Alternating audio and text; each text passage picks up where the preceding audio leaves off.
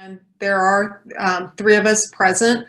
Let's go ahead and get started on the study session for today, which is the Parks and Recreation update, reviewing both the master plan projects and priority list, as well as vehicles and equipment. And I will turn that over to Mr. Scragg or Mr. Cotton, whoever is going to start us off here.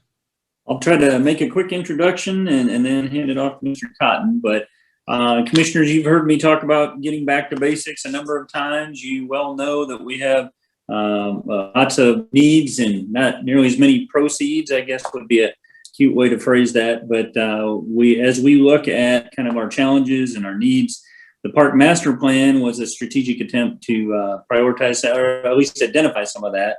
And then staff came back with an exercise after the Park Master Plan consultant completed their report to prioritize some of those. You've heard me talk quite a bit about the vehicle and equipment challenges the Parks Department in particular faces.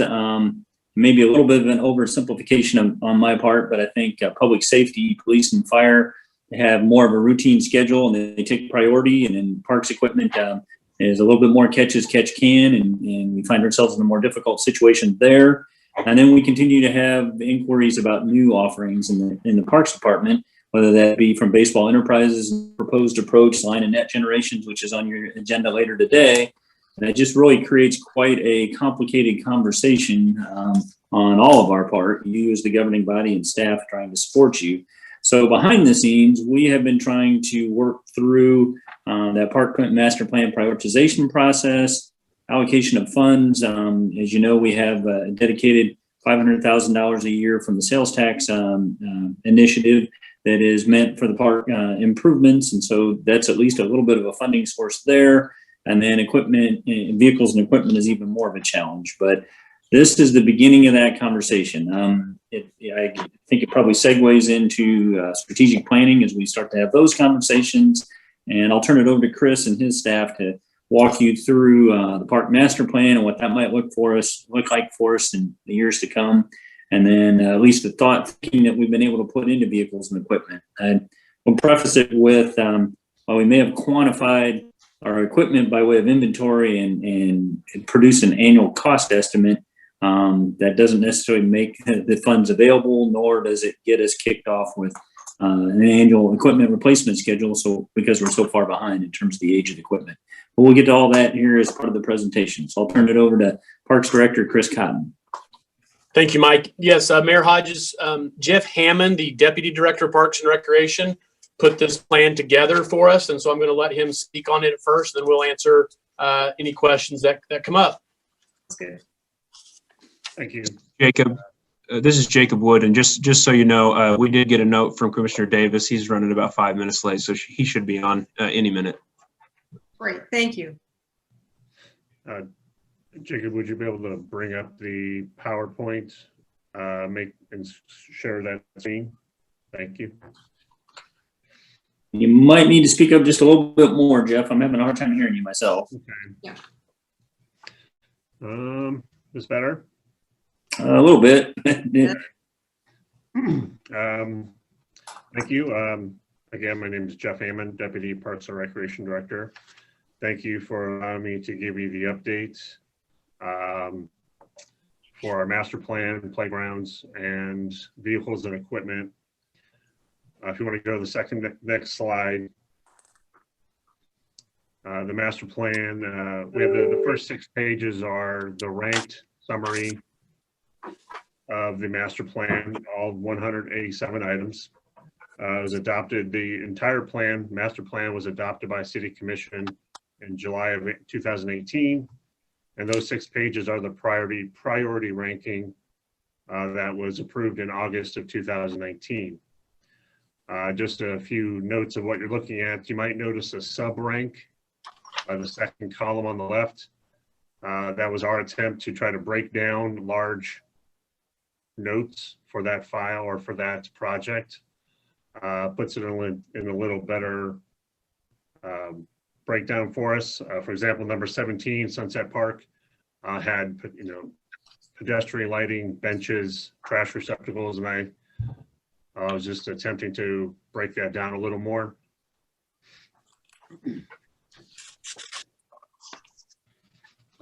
Summary page number 2, keep on going.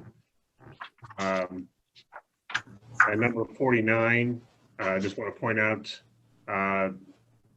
staff is aware that the recent disc golf activities, there's been lots of mention about expanding disc golf at Oakdale or Indian Rock. The master plan does not include a plan to expand disc golf in the community, but number 49 does talk about disc golf signage at Lakewood Park. We certainly want to see disc golf grow in the community. We currently have 2 courses at Thomas Park and Lakewood Park, and we're not opposed to adding more. However, it would raise questions about funding and where we would and how that would fit into the master plan. And page 3, 4, 5, and 6, just that summary continuing on. If there's any questions about any of those.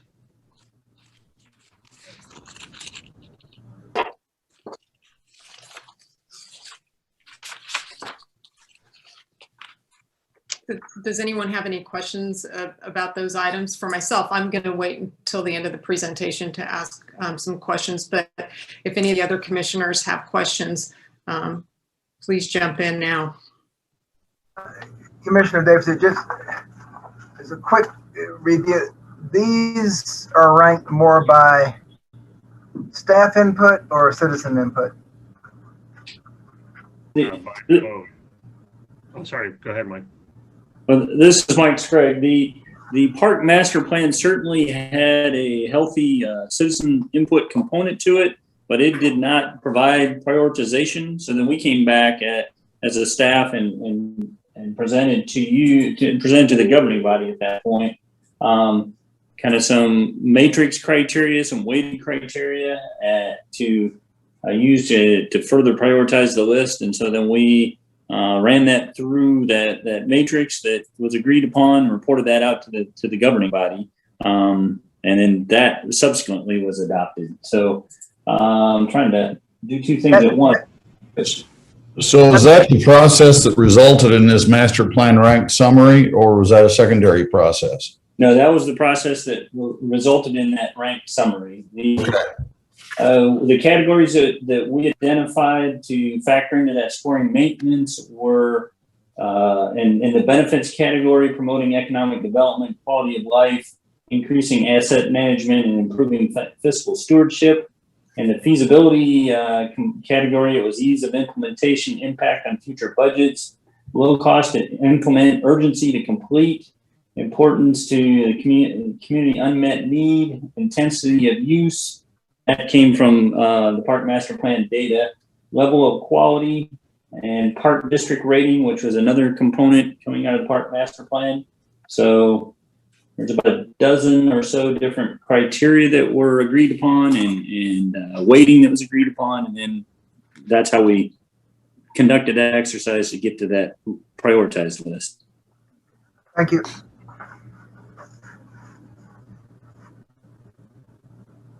This slide is the projects we have completed.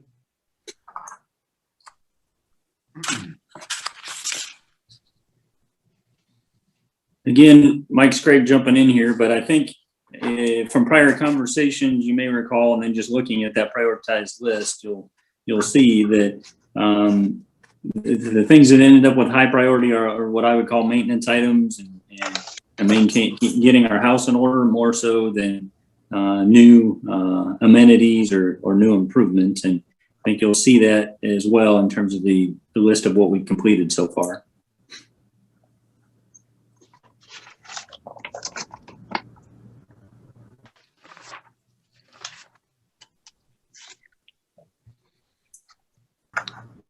Onto playgrounds. As you can see, we compiled quite a bit of data.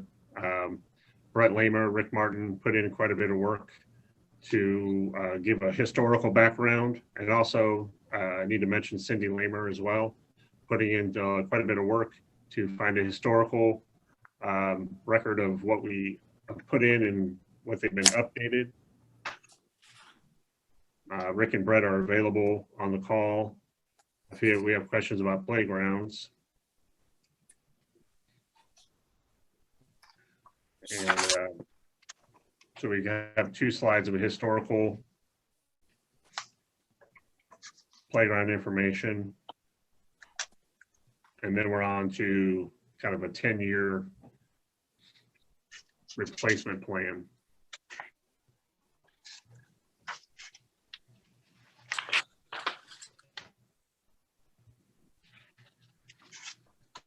And what, I'm sorry, what were, when we agreed in principle to the baseball project last year before COVID, did the baseball related projects sort of de facto come off this list, or did we still leave them? Your question is pre-COVID, so kind of that broader list, or that broader scope of a project. Yeah. I don't know that they came off the list, but there was a recognition that they addressed, a handful of items throughout the list. Some of them were proposed improvements that were above and beyond the items that were on our adopted priority list, and then some of them more directly address some of the issues and maintenance items on the list.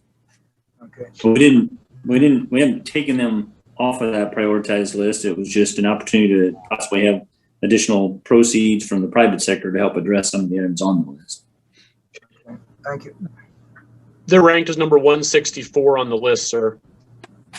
Oh, thank you. I was looking real fast. Appreciate that. Oh yeah. Thank you.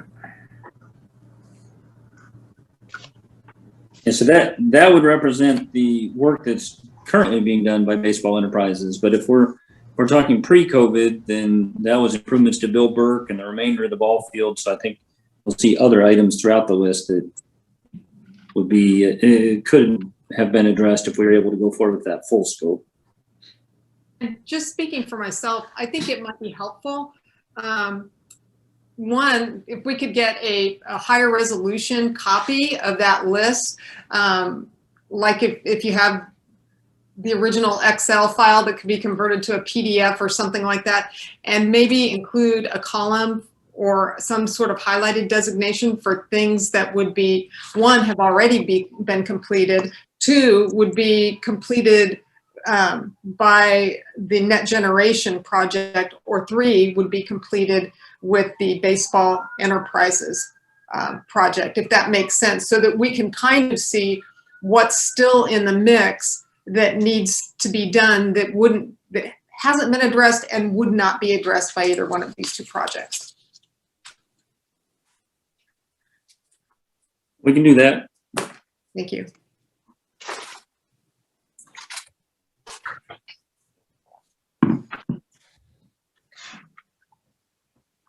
And continuing on, we have recently improved playgrounds. EWF under surfacing is, just so you're aware, engineered wood fiber, I believe. If feel free for Brett or Rick to correct me. Moving on to the 10-year replacement plan.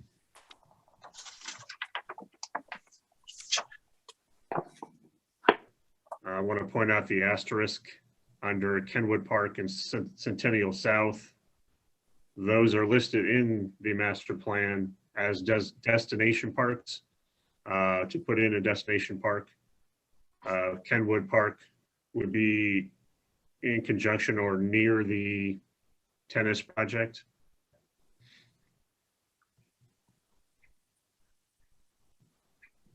That would be to remove the playground that's already there near the Eric Stein stage. I believe that is correct.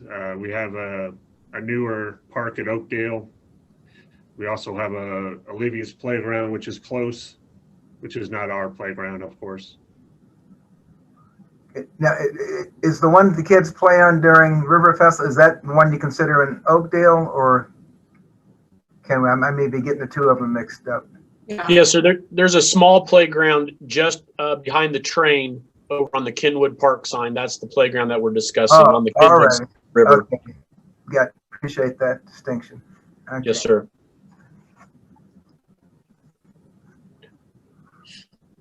To be clear, the destination playgrounds, those are notated in the master plan. However, their cost is much more significant than what we have traditionally spent. So we don't have costs on those playgrounds yet, but generally, if we were to go forward with that playground, those playgrounds are in the several hundred thousands of dollars a piece. So what you've been provided is the cost of our regular maintenance or our regular playground replacement. And if we get to a point to come forth with a destination playground, that would be a separate conversation. I guess I'm just not quite understanding the 10-year replacement plan as it's presented. So are we attempting to get to a point where we're swapping out playground equipment and upgrading playground equipment every 10 years? And these are the projected dates of completion? And does that continue like into the future so that when we get to Magnolia Soccer and the sunset in 2032, then the next year it will bring us back in 2033 to like Lakewood and Riverside. Brett, would you like to speak to that?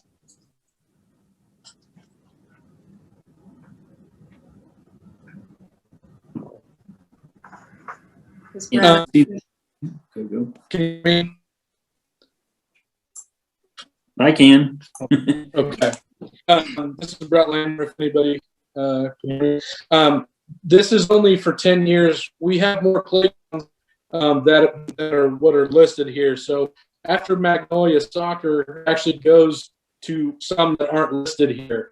In total, we have 29 playgrounds, and we were not trying to get them in years.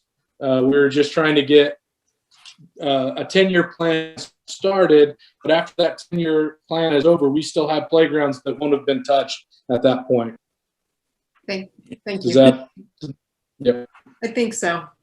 Yeah, in fact, I think the next slide might help context to this conversation. And part of the difficulty is, as Brett mentioned, having 29 playgrounds in the park system. If they all have a 15-year useful life, then we need to be on a schedule of 2 playgrounds a year just to keep a rolling schedule of replacement within the useful life of the playground equipment. So that's kind of factored into that 10-year plan. It's financially, it's factoring into my budgeting considerations in terms of if we were going to get our house in order, how would we do that? And we would find a way to be able to do 2 playgrounds a year in a continuous rolling cycle. Thank you.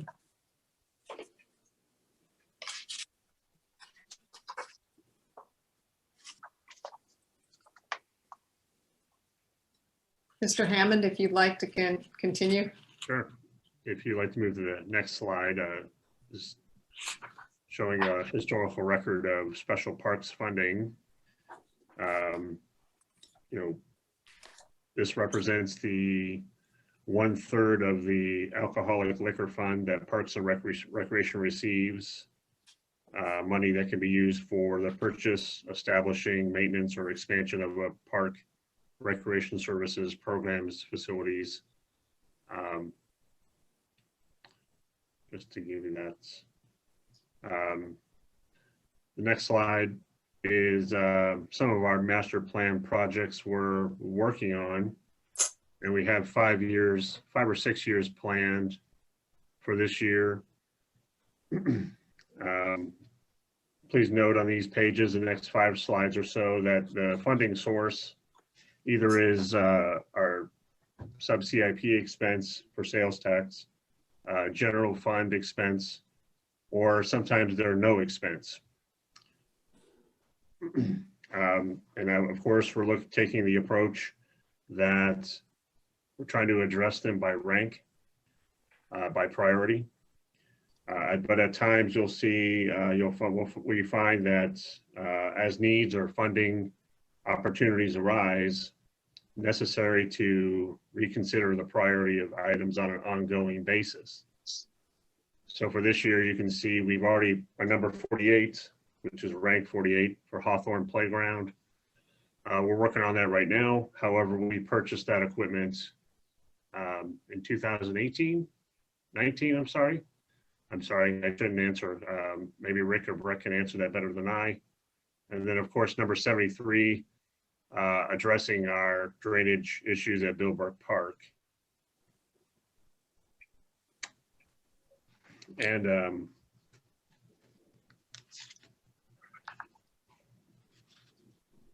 want to move to the next slide, 2022.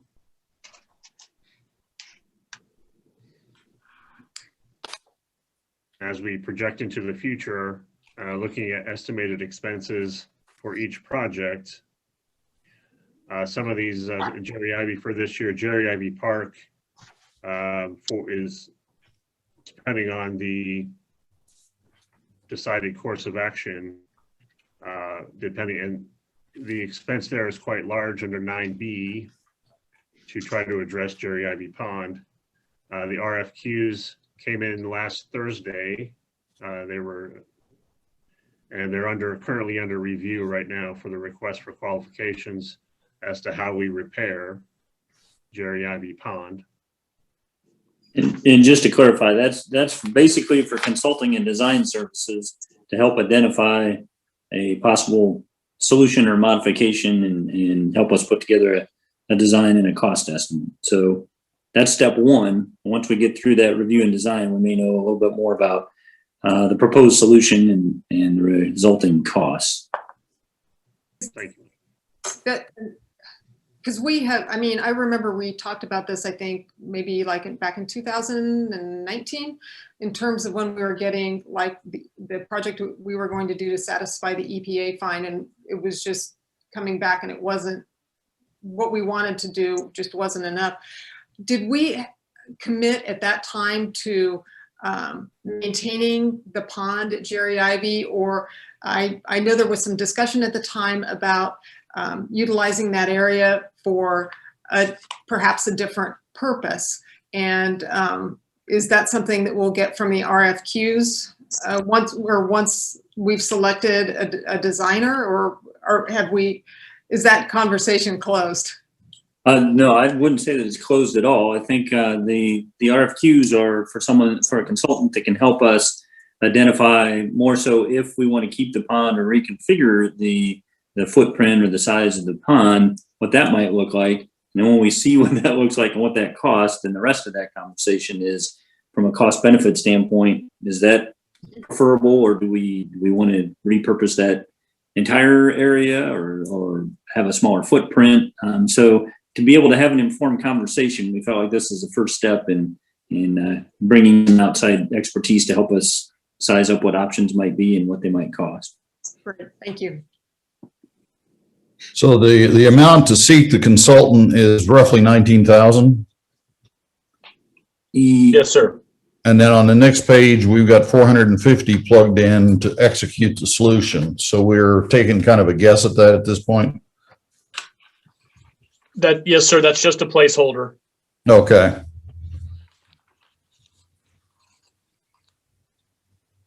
And of course, depending on the direction we choose and you approve, that dollar figure can go up and down. That would change other projects and change this schedule a little bit.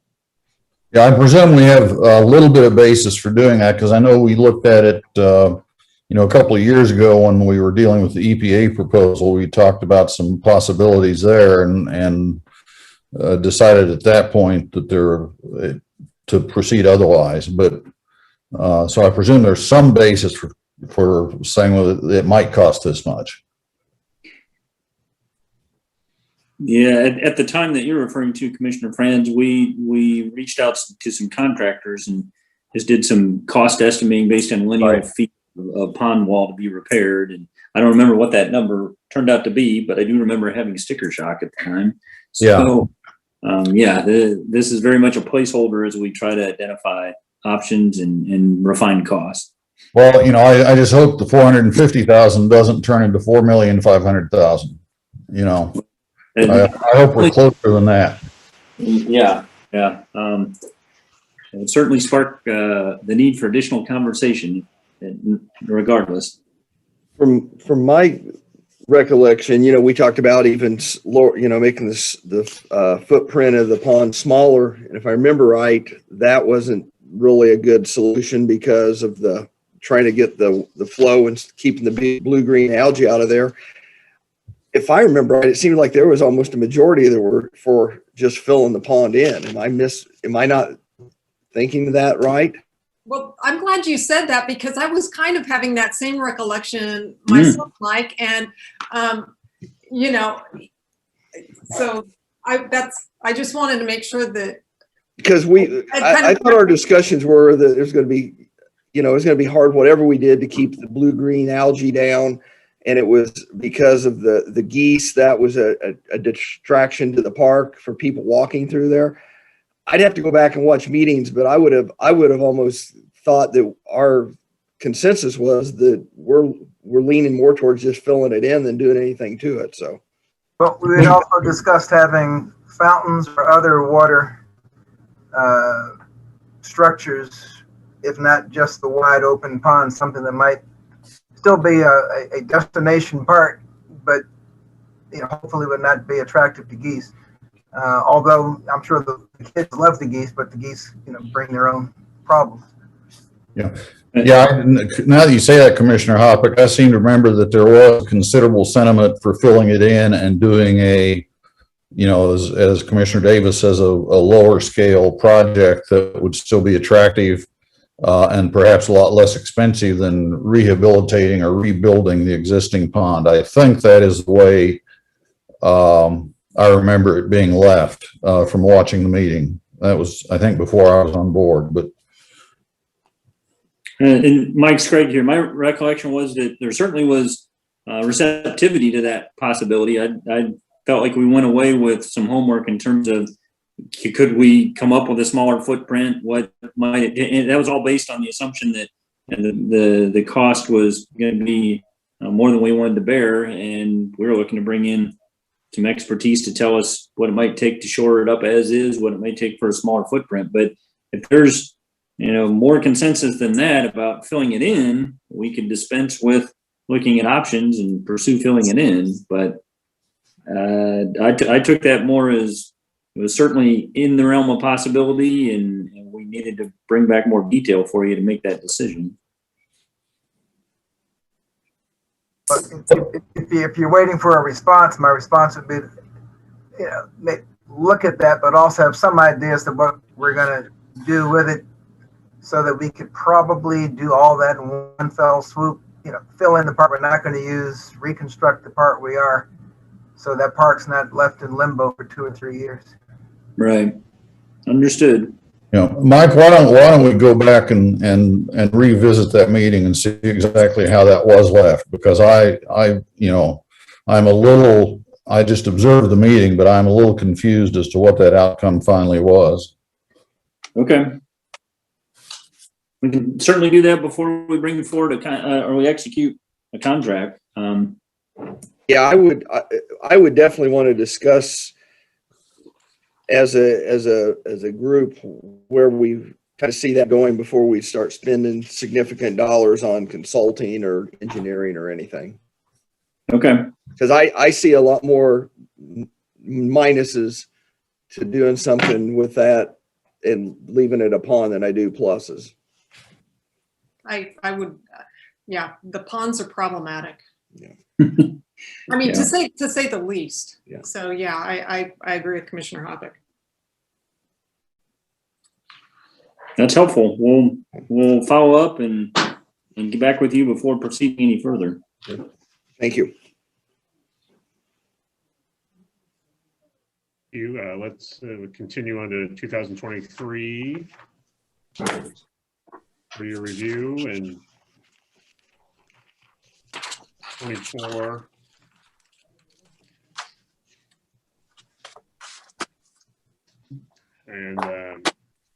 One item of note under 2025, there's a large expense there for Indian Rock Lodge to kind of turn that into a community center similar to Friendship Center or Carver Center.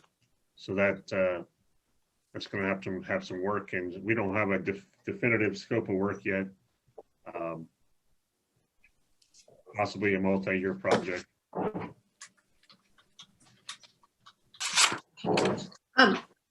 Before we move on to the next phase of your presentation, I assume that's where we're going with the equipment upgrades. I've got just a couple of questions and observations just in terms of reviewing the parks master plan. And I'm glad you specifically mentioned the disc golf, because I was the one who's met with the disc golf group and had some conversations with them. But in looking back at the master plan, to me, it seemed to indicate a real citizen preference away from organized sports. That's not to say that we don't need the tennis complex or we don't need the baseball upgrade, because I mean, those I look at almost as economic development incentive tools, but the walking and biking trails, park shelters and picnic areas. And I think that for a comparatively modest investment, when we compare, you know, what we would need to put into tennis courts or baseball fields, you know, you look at your pickleball and futsal and skateboarding and disc golfing and, you know, maintaining our hiking trails better. And I really feel like we need to acknowledge that there are a lot of Salinans out there that we don't necessarily get a lot of emails from, and that aren't organized, you know, to when they have a project that's important to them, particularly to, you know, to advance that conversation. And when I look at the statistics with disc golf, I mean, the participation nationally, it's just off the chart, and with some of these other alternative sports too. So I think it's really important that we keep those sports in mind as, you know, as people turn toward different ways to get physical activity and have fun. I walk Lakewood every day. Every day they're playing disc golf. I drive by the skateboard park probably 3 times a week. There are always people at the skateboard park. And I can't say that for the soccer fields. And I noticed that we've already completed 3 items for the soccer fields. And in the last 2 years, I haven't seen a single team on the soccer field. So I'm getting so frustrated when I see some of our facilities are just getting used up and used so hard. And, you know, we aren't doing anything to accommodate that need. And then I look at the soccer fields and I literally never see anybody on there. So I just wanted to make that plea that we take a look at,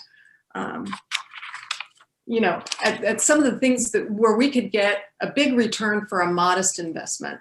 But yeah, those soccer field projects, I think were 171, 175, and 181. I see people walking there, see kids using the playground equipment. Haven't seen a soccer game in my memory at the soccer fields. You know, I would like to add a comment there, if I might. Number one is, it strikes me that disc golf has a fair amount of participation. And I would agree, the times I've been at Lakewood Park, there's almost always somebody playing disc golf.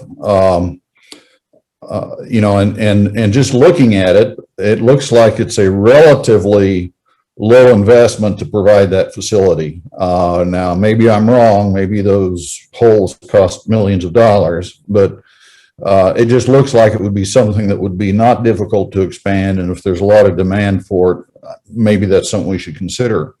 With respect to the plan being a little bit more oriented towards facilities rather than participatory, you know, a lot of that depends on how the discussion with the groups was guided. And if this was looked at as a plan for facilities improvement and facilities maintenance, then that's what you're going to see at the tail end. So I take that with a little bit of grain of salt. I mean, the result is right after we adopt this plan with this priority list and, baseball facilities listed down in the middle of the priority list, it becomes a high priority because there's a group that is very interested in participatory sports and what it takes to support that.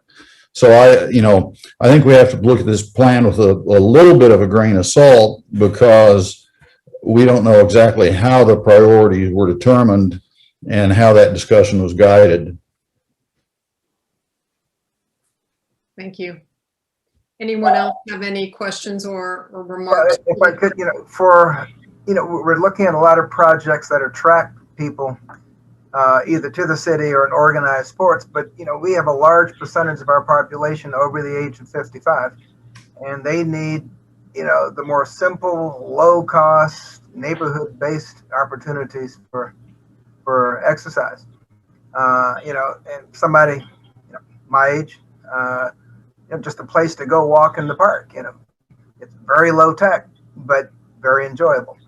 So I see the walking trail, things we've been talking about for a long time, like the disc golf. I can still play that. I just too cold and windy recently, but relatively low cost. And they're amenities that are unique to neighborhoods, and people come out and use them. I think we're looking at a lot of facilities that aren't being used much because they're run down. Kind of like a restaurant like Yaya's downtown. Build it, and guess what? They do show up. So a lot of our usage, I think, is reflective of the facilities not having been kept up in the shade. Thank you. Anyone else? Yeah, just real quick. I think there's a fine line between, keeping up what we have, which is one of the things we obviously need to do when we look at some of our restroom facilities and our parks and some of that. It's not very becoming if you're taking, children to the park and needing to use those and so on and so forth. And priorities change fairly frequently. I mean, disc golf has come up. Pickleball has become something I think that's a lot more advantageous to our community than probably back when what year was this done? Can anybody answer when the survey was done? Didn't we receive it in 2018? Yes. It was 18. Probably the bulk of the interviews, I would guess, were occurring in 2017, 2018. But I know pickleball has become much more popular. I know they play it at the Y on a couple nights, and I believe the field house also opens up and allows it just during certain time frames. I think some type of outdoor pickleball. The foosball is used by a certain demographics. And another thing that I've seen used some is a one wall handball court. So things change over time, and if we could somehow try to weigh all those into, I think we need to. So that's all I had. Yep. Thank you.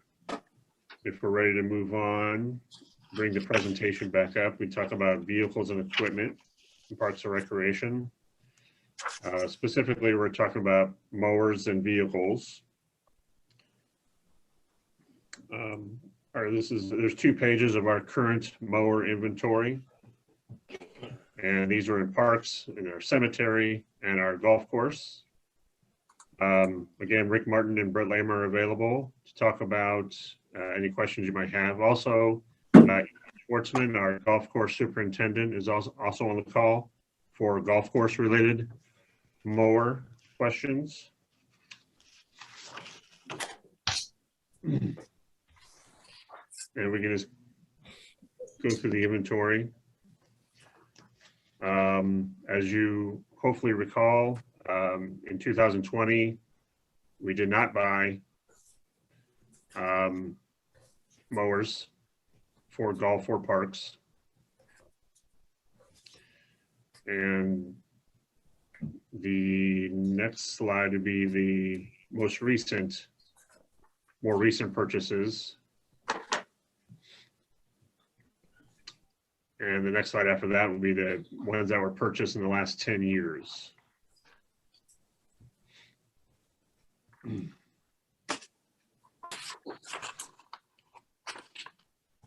the current and future budgets for the next 3 years include replacing the mowers at the top of the list? And don't have a page number, but the current mower inventory, those that are approaching their life cycle, are we automatically putting them in the proposed CIP to be replaced? Mike's Craig again, and do future budgets include that? Not in any organized way would be my answer. You may recall that I referred to our vehicles and equipment approach as whack-a-mole, and that's what we're trying to address here is, and in part, the reason that we provided that 10-year history is just kind of to try to demonstrate the unpredictable nature of the way we've been funding equipment, just both in terms of what has made it through that budgeting process, and my sense is we don't have a replacement schedule to factor into the budget like you might be expecting. You may have just described. We're doing a lot more catch as catch can. Our effort so far is to flesh out what that might look like, to then identify on an annual basis what it would take as an annual allocation to be able to be in a position like you described. And that's a kind of a two-part challenge. One is getting the schedule put together and identifying that value, but we have that assumes we're on a rotating schedule, and as aged as some of our equipment is, we're kind of behind the 8 ball, and even being on a 10-year replacement schedule, because some of it's going to age out before we can get to it. Wow. I'm glad we're having this conversation, and I'm glad that staff is taking a look at this, because you guys are actively using some equipment that dates from when I had a 2-year-old. I mean, this stuff is old. And I'm disappointed that we haven't done it in the past, but yeah, thank you. The next slide is what we tentatively put together what we've had put together as a replacement schedule with an annual cost. And the next page shows that summary of the average cost and the total cost and total annual cost. Are these replacement schedules all coordinated with that 500,000 we've got available each year? If we look at the facilities we've got planned and the equipment we've got planned, does it all fit within that $500,000 a year, each year? The $500,000 parks allocation, we've been trying to fund previously. We've been trying to fund vehicles and equipment out of the CIP, the sub CIP, rather than the 500. Right. Okay. And that park master plan schedule that we showed previously, some of those don't hit 500,000, but a lot of them are in that 500,000 range. Okay. And myself, we'd flesh out additional details to get to the 500 as we get closer to those out years.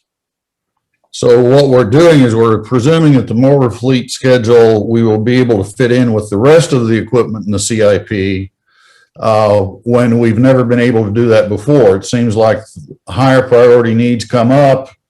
And so, you know, we buy a police car or fire truck instead of replacing that 1991 mower.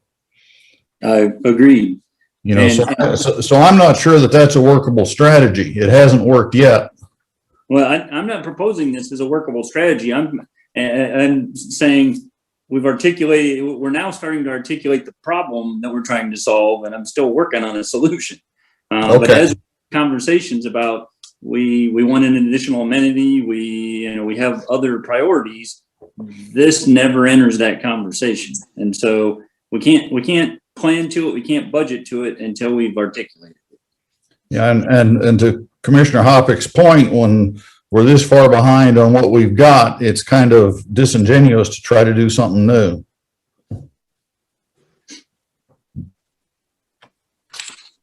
But by the something new, you mean what specifically? Just I'm just saying is if we're serious about addressing this equipment issue, and we're going to try to take it out of our normal equipment CIP, the sales tax CIP, and stay out of that $500,000 for, replacement or expanding facilities. That's the same thing we've been doing for years, and it has never worked. Okay, obviously it doesn't work. So we're either going to have to change the way we prioritize that group of equipment to give this a higher priority, or we've got to find some other way to do that.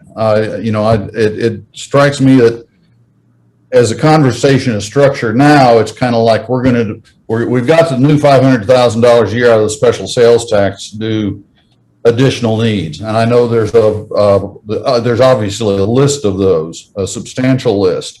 But then we've got the equipment issue, which has always been slated to come out of a different pot, and we don't seem to get to it. What is going to be different about that moving forward? And that's a rhetorical question for us to think about, I think. I don't expect an answer, but we're going to have to change something if we're going to actually make some progress on this. Mike's Craig here, and you're absolutely right. I mean, if you go back and look at our past 10 years, year to year, it's been anywhere from 0 to a little over 100,000, but it hasn't been predictable in any given year. So, part of my thinking is if we can put together a replacement schedule, we can amortize that and come up with an annual number to try to budget to and hold to, then staff can start to acquire equipment and schedule replacement in a predictable way rather than catch as catch can. And it at least creates some predictability that we might be able to budget to. Yeah. But you're absolutely right. It could either come out of the 500,000, and that then directly impacts what we can do in the way of the park master plan items, or we have to start factoring it into future budget in a more uniform and predictable way. Yeah. One option might be to use the special parks fund that has in the past, though, been used to do largely facility upgrades. And if we reduce that, then that digs into that $500,000 a year, which is kind of intended to do the same sort of thing. So, correct. We've got too much piled on a plate that's a little bit too small.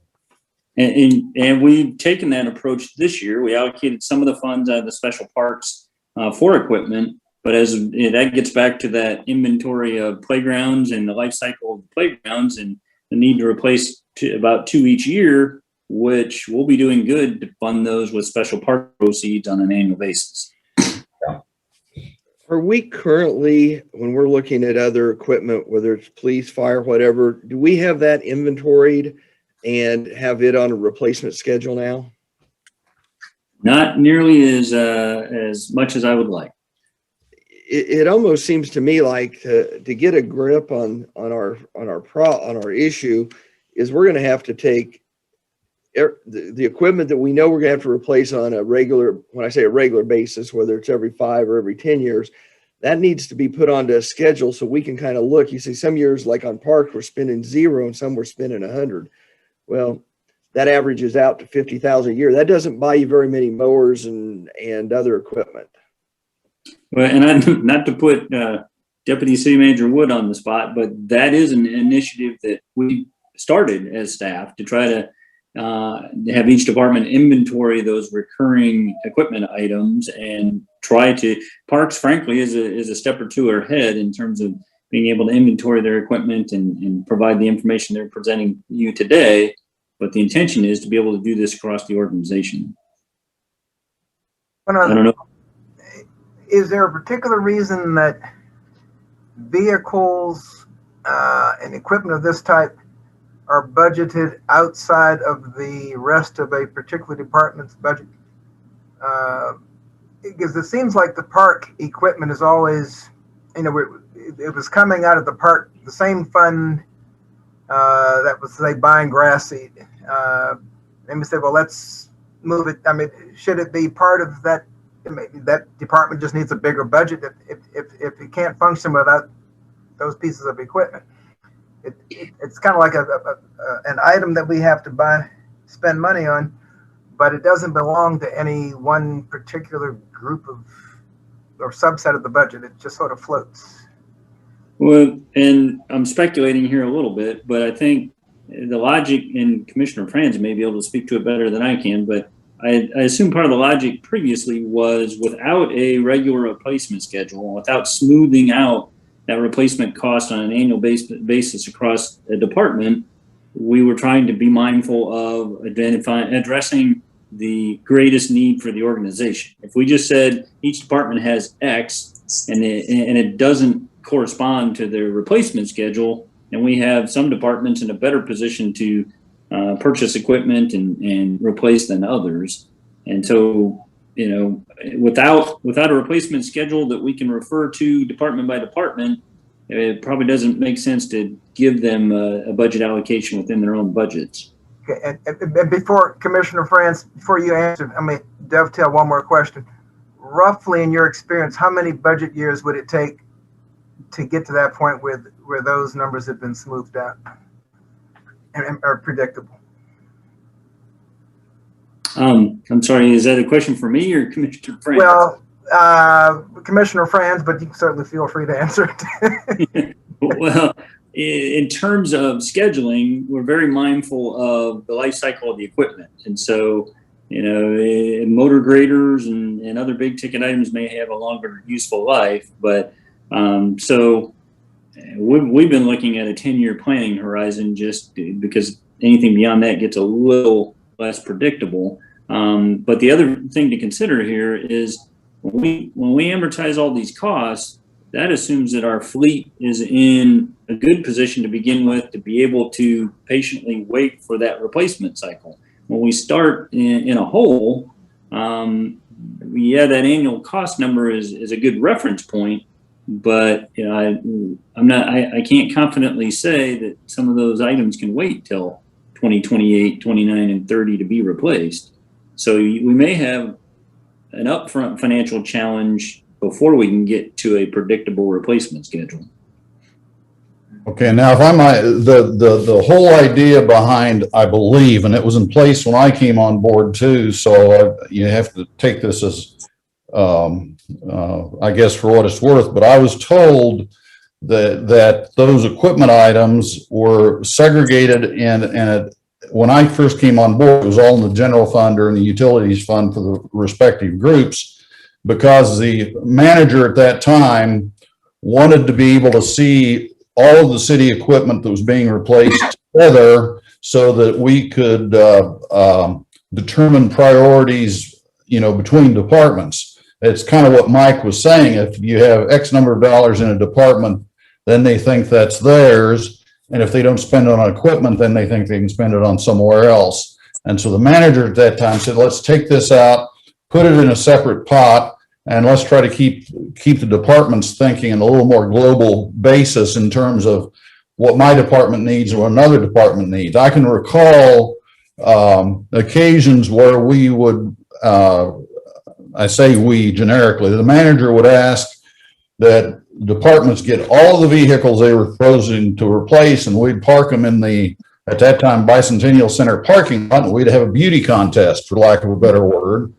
And you go around and you see one pickup truck that doesn't have floorboards in it anymore, and the other one, a competing truck, is obviously in very good shape. You know who's going to win the beauty contest? We're going to replace the older, more worn out piece of equipment. So it was a way to try to think more globally. And also at that time, you know, we were trying to get a more comprehensive schedule as to, and from time to time in some departments that kind of came to fruition. Solid waste used to have a really pretty good schedule, and it's varied by department. You know, in the police department, you know that every year you're going to replace from 4 to 6 cars typically. You know, the fire department, we have an ambulance. We maybe have one other vehicle with a fire truck occasionally. you know, street sweepers we knew were on a schedule of about 15 years and, you know, so on and so forth. But it's been very difficult and challenging to try to get that done on a citywide basis so you could look at the complete list. One of the issues is some vehicles simply wear out faster than you think they will. They get used a lot more. And so something might be on a schedule for replacement in 2029, for example, and you discover that by 2025 it's shot. Well, you've got to be ready to make those adjustments on the fly. So the plan is never perfect, but I appreciate the fact that they're trying to get to that point. I don't know if that answered your question or not, but it was simply a way of consolidating all of those requests and being able to assess them as a group outside of the other budget decisions, so that, you know, the equipment didn't compete with staff requests and so on and so forth. Originally there was a given amount every year that we'd budget for equipment replacement. I can't remember what it was. That has gone by the wayside at this point, but there was a fixed amount that was set aside for equipment every year, and we simply tried to fit within it. That would have been my next question. You know, were those aggregate, you know, department needs ever lumped together into a budget amount that would have been enough to pay for it, and you just answered that question. Yeah, I wouldn't say it was enough to pay for it. There were always requests that did not get funded. Matter of fact, normally quite a few, but.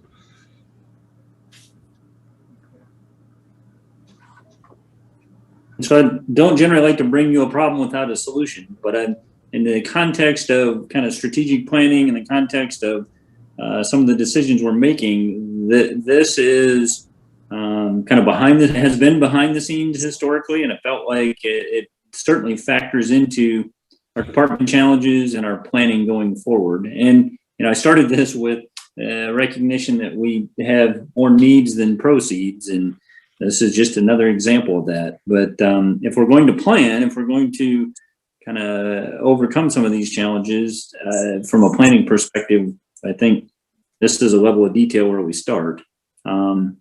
You know, backing up a little bit to the park master plan, I don't disagree with Mayor Hodges' comments or anyone else's for that matter. If you look at the prioritization of the park master plan and the items that staff has shown, they are very much maintenance items. They're not organized sports programming, nor are they facility additions. They are very much maintenance items. And that's not to say that you as the governing body can't reprioritize that. To me, one of the shortcomings of the park master plan was it did a very good job of polling the community and identifying possibilities, but there were more possibilities than funds, and it's necessary to make some very hard prioritization decisions going forward. You know, Mr. Scraig, I think that was a very accurate statement. What we thought was it would be preferable to have whatever we have now well kept up, looking pretty, and working. You know, you want to have a bathroom that flushes, a water fountain that has water coming out, you know, picnic benches that don't give you nail marks when you sit on them. And it was a good plan. I mean, people are very appreciative of nice looking, functioning stuff. And we thought we were falling behind on that. And we wanted to upgrade that first. It was certainly lower cost with a potential big bang for a large part of the population. Yeah, that's a really good point. Part of that conversation was what's the most impactful for, you know, the least investment on the front end as well. That was one of the criteria. If I might chime in just a little bit more, as I recall, it was about $500,000 a year out of the general fund that was used to pay for general fund departments' equipment. There was the special recreation money, which was used for those projects. And of course, the utilities supported their own. Over the years, that general fund amount, as we've gotten more and more pressure on other expenses, that has slowly been moved to the sales tax. And now it's all in the sales tax. I think it was back in, I don't know, 2008 or whenever, when we first started moving capital into the sales tax fund. The initial intent was to take things that were significantly larger than we could normally handle out of the general fund amount. And we used a guideline of somewhere anything that any single piece of equipment that costs more than, say, $50,000 to $80,000. So we're talking about large trucks, street sweepers, and so on. We'd take out the sales tax fund out of a separate pot. Well, that has kind of now, over the years, with pressure on the general fund, we've gradually moved more and more of this item into the special sales tax fund, and now it's essentially all there, and we are no longer investing in capital out of our general fund.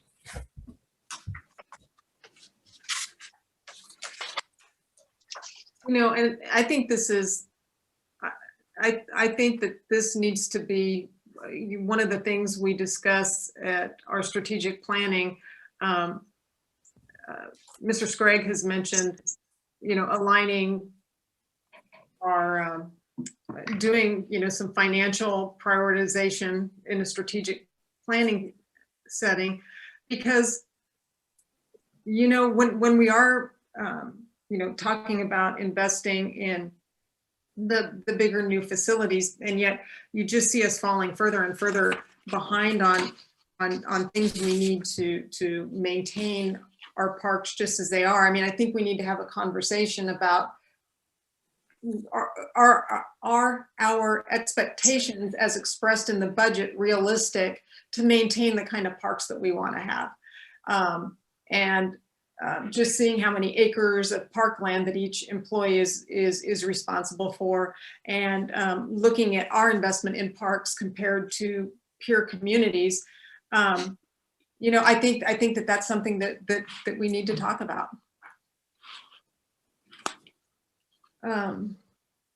Do any of the other commissioners have questions or comments at this time about the presentation? Or Jeff, were you pretty much finished, or did we still have another couple slides to go over? A few more. Okay. A few more slides I can quickly go through. Next slide is, this is what we're planning on replacing with this year's bids that came in. These are the items that are on our current inventory that we would like to replace. The next slide is the bids that did come in. It's a summary of the bids that did come in. You notice that we are planning on, we would like to be able to rebid 2 of these items. And you can see where Mr. Sprague talked about, we broke down purchases out of Special Parks Fund and also sales tax sub CIP to try to attempt to get us back to better inventory.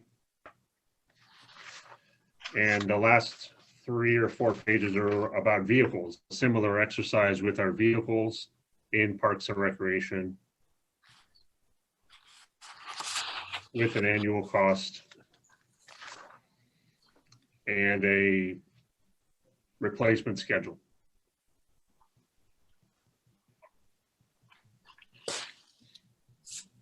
Really have a 32-year-old truck that is 20 years past its life? Yes, we do. Kudos to the maintenance department, but nobody else. So, wow. Yep. And the last slide is just the vehicle purchases we made over the last 5 years.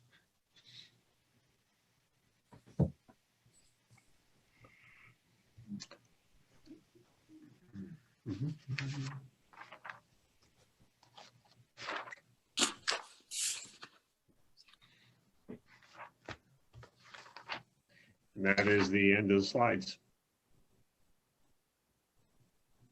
Thank you very much, Mr. Hammond. I appreciate it. Even if you don't get to be the bearer of particular good news, we definitely don't mean to shoot the messenger, so to speak. But this is obviously something that we've got to get. We've got to figure out a solution going forward, so that, you know, 10 years down the road, we're not having the same conversation with, you know, a different commission is still trying to figure this out. So thank you. Yes, Commissioner Davis. With the information on those last two slides, is it possible to add up what we know we need and kind of create a graph, you know, with a certain amount of money dedicated per year in a hypothetical future budget that brings you up to where you can then level it off? I mean, it just looks like that's enough information to create a graph and figure out how many years you need and what amount to get you where you want to be. Not to be the one to figure it out, but yeah, that is kind of what we're trying to build to here, both just in terms of an average number. That's kind of the easier calculation to make. The harder one to make a more educated guesstimate of each piece of equipment and when it needs to be replaced and how much it'll cost at that time. But that's what we're trying to gather all this data to, and not just in the Parks Department, but across the organization, to try to, whether it's graphical or whether it's a spreadsheet with dollars. My goal is, within reason, to level that out as much as possible. So that instead of on an annual basis, we're having conversations about these numbers moving around significantly, come up with a number that is managed, that we can manage to, and have it be routine enough that we get this part of our operations smoothed out. right, or if we just The say, graph flattened out.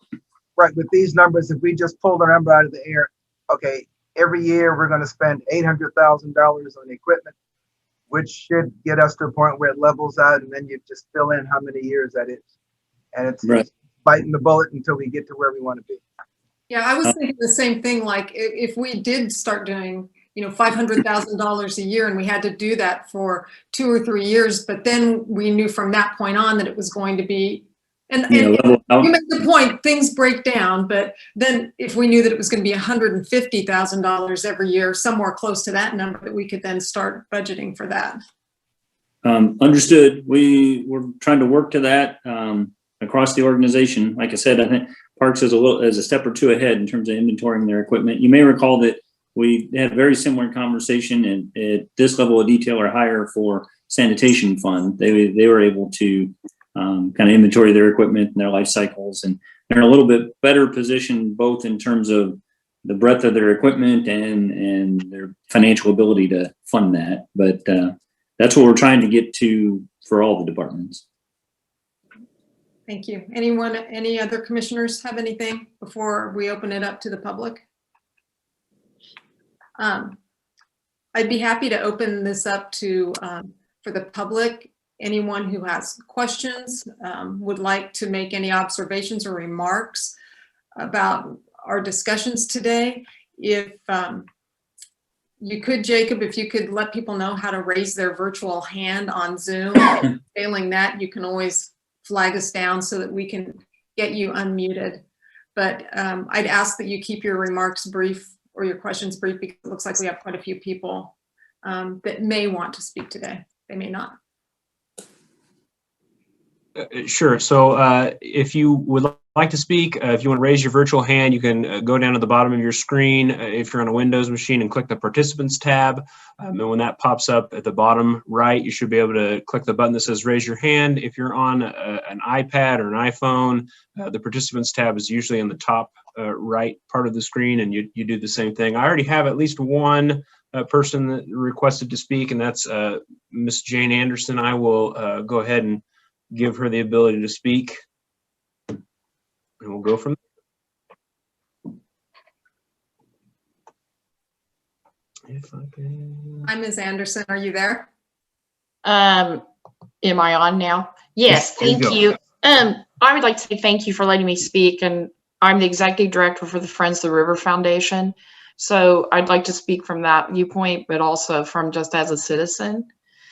What I find really interesting in looking at the master plan for the parks is in their deal that trails were actually the #1 issue.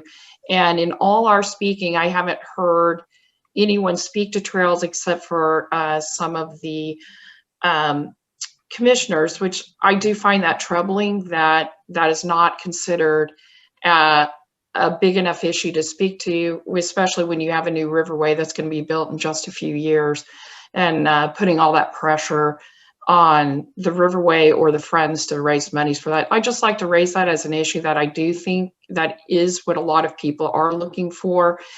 And so I hope that that will be a consideration when you're thinking about Parks and Rec. The other thing as a citizen that I would like to speak to is sometimes I think we call it Parks and Rec, but a lot of times it's treated like recreation and parks. And I don't think parks at times get a fair shake in being considered as important as recreation. I think recreation is really important, by the way. I think it brings in lots of money to our community. And I'm not downplaying that we need new tennis courts or baseball fields. That's not what I'm trying to insinuate. However, what I'd like to say that the parks play just as an important role in our community for how people view us as a community, if they think we're beautiful or not, or if there's a place to just be or a place to gather. So I think sometimes there hasn't been anyone speaking for the parks. And so I would just like to say, I think people think they're very important. And I would just like to say, I hope that becomes more important than it has been. And I think your equipment aging is part of none of us really believing that it was worth saving. So, and thinking that parks are important. But I would like to say for other community members that a lot of us feel it's very important. So thank you for your time. Thank you, Ms. Anderson. I appreciate your observations. Is there anyone else who would like to speak? Mr. Sean Baltazar has his hand raised. I'll go ahead and give him permission at this time. All right, Mr. Balthazar, are you there? Are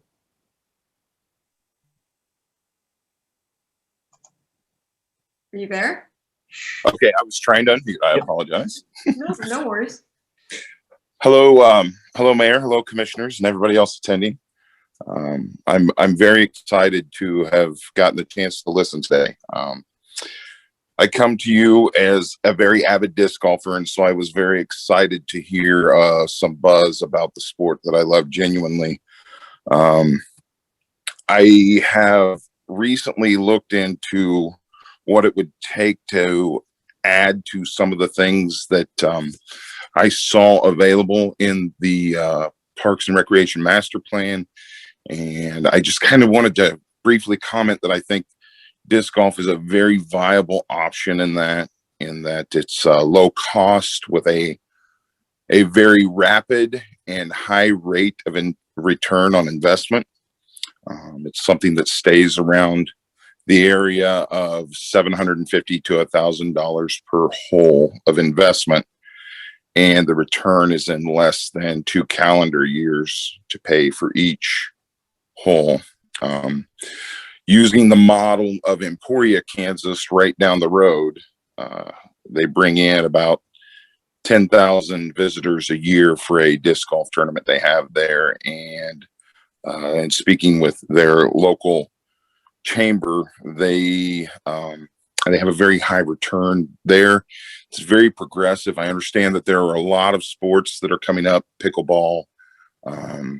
I see the handball court at Oakdale Park busy frequently, all of those things. And I applaud those who have to make the choices in these things as I lobby for the one that is so near and dear to me. But I can tell you that disc golf is something that is growing at such a rapid rate that I feel the need to say something today. Just a couple more things. We have a local disc golf club that is that I know has worked for quite some time with Parks and Recreation, and Parks and Recreation has done wonderful in listening to our local disc golf club. Our local disc golf club is contributing the funds for 18 baskets worth of replacement at Lakewood Park, and they are currently in the process of doing that with Parks and Recreation. And so there will be some relocation of some of the baskets that are there, but still with the amount of growth that the numbers, we just don't match up. And we're trying to make it available as the growth happens.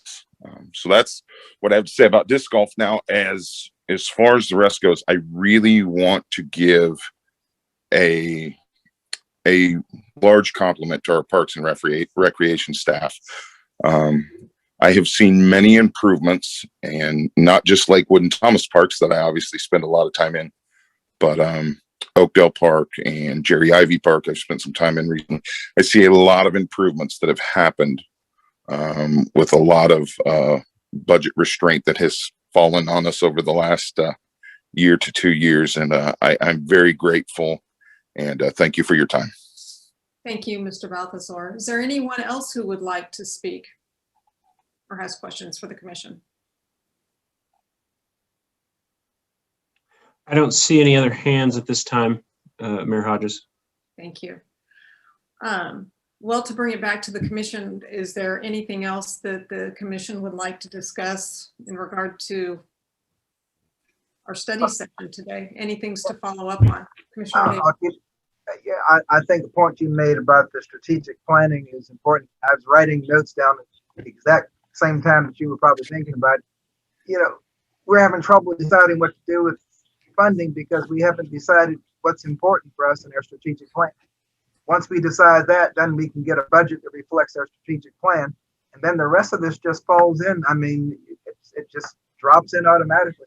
But we really have to decide what this city is going to be known for, and then go out and figure out how we're going to spend our money. And I think you mentioned that a couple years ago, maybe when you were in your postgraduate class at KU, where you were like, you know, we budget to our priorities, and that really that stuck with me. So, do we have a date for our planning session yet? We do not.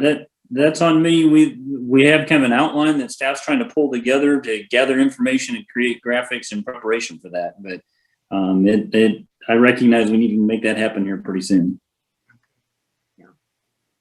Yeah, and I just saw the kind of the rough draft today that Mr. Scragg and staff have been working on. So I'll do my part to ensure that the process is moving forward, because I think that is a conversation we really, you know, we're overdue to have it. We kind of got skunked last year because of COVID, and I think it'd be very helpful for us and for future commissions. All right. Well, I guess that's it. Mr. Scragg, Mr. Cotton, do you have anything to leave us with, or does this conclude our study session? Yes, ma'am. Sorry, Mike. No, go ahead, Chris. I was going to say, yes, ma'am. That's just a presentation of where we're at and the equipment that we're looking to replace in the near future. Yes, ma'am. I have one quick question I had written here and forgot to ask. On the equipment for the golf course, does that come out of funds raised through fees at the golf course, or does that come out of the sub CIP also? Debbie, do you want to speak to that as well as kind of the fund balance management approach? It looks like you're muted, Debbie. Thank you, Debbie Pack, Director of Finance. Yet, typically the equipment purchase of the golf fund comes out of the sales tax sub CIP because they do not typically have funding available. If they have smaller pieces of equipment, they do take those out of their operating budget, but typically any of these larger mowers and things like that come out of sales tax, just like every other department. Okay, thank you.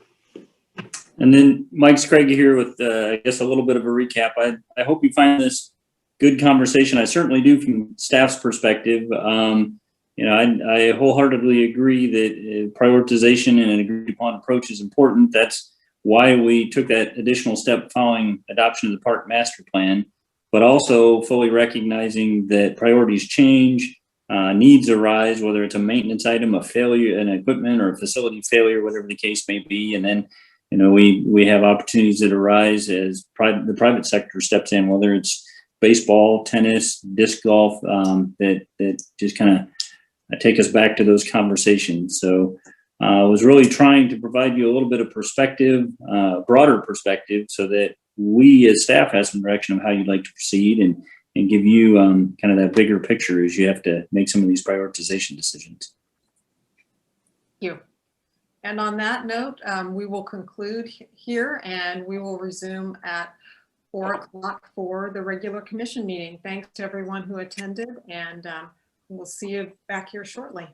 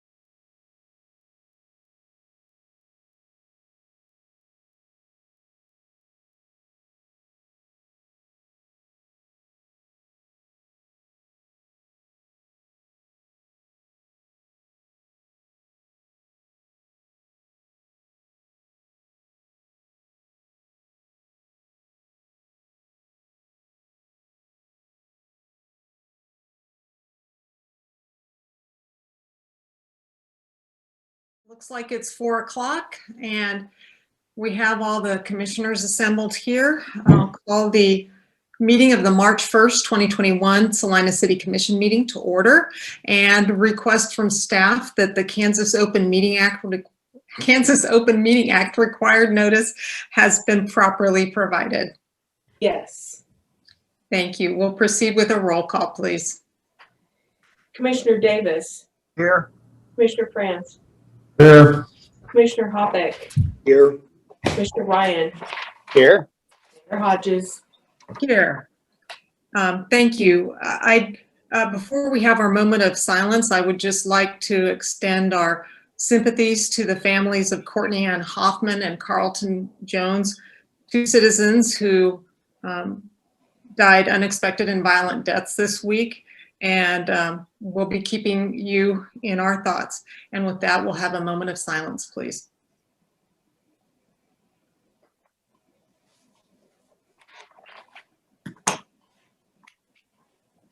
Thank you.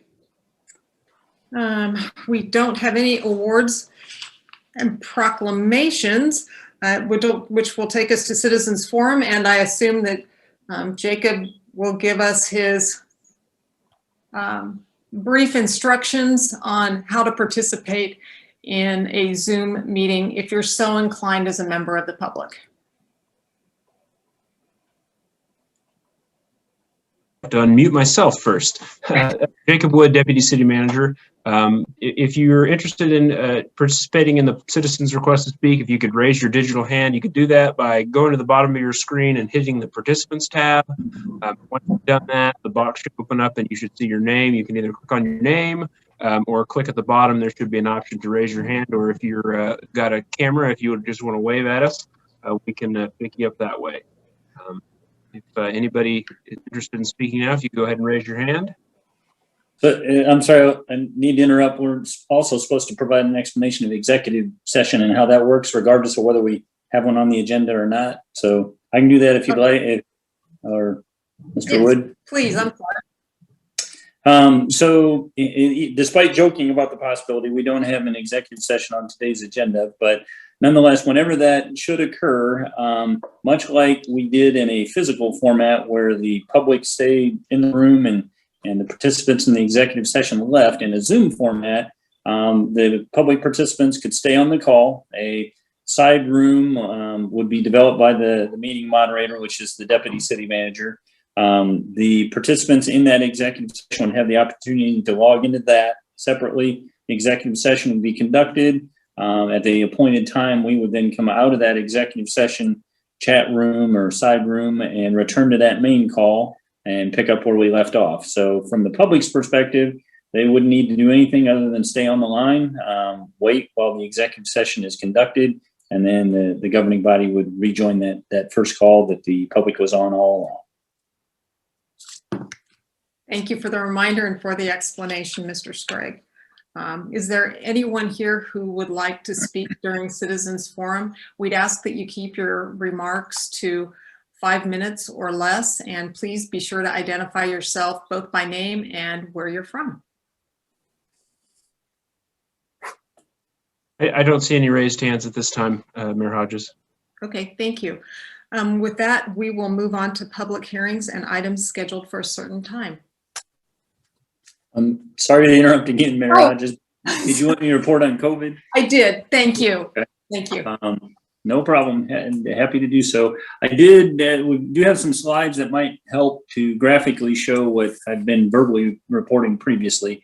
As you may recall, the county puts out COVID statistics on more than a weekly basis, but just for the point of consistent comparison, the information that I'm reporting is based off of the reports that come out on Friday. So this would all be based on information as of February 26th. In terms of new cases, you can graphically see there the decline. The high point was September 5th at 197 new cases in a week's time, and that's progressed down to 106, 59, and most recently 55. So as of last Friday, there were 55 new cases reported in that intervening week. Jacob, if you could go to the next slide.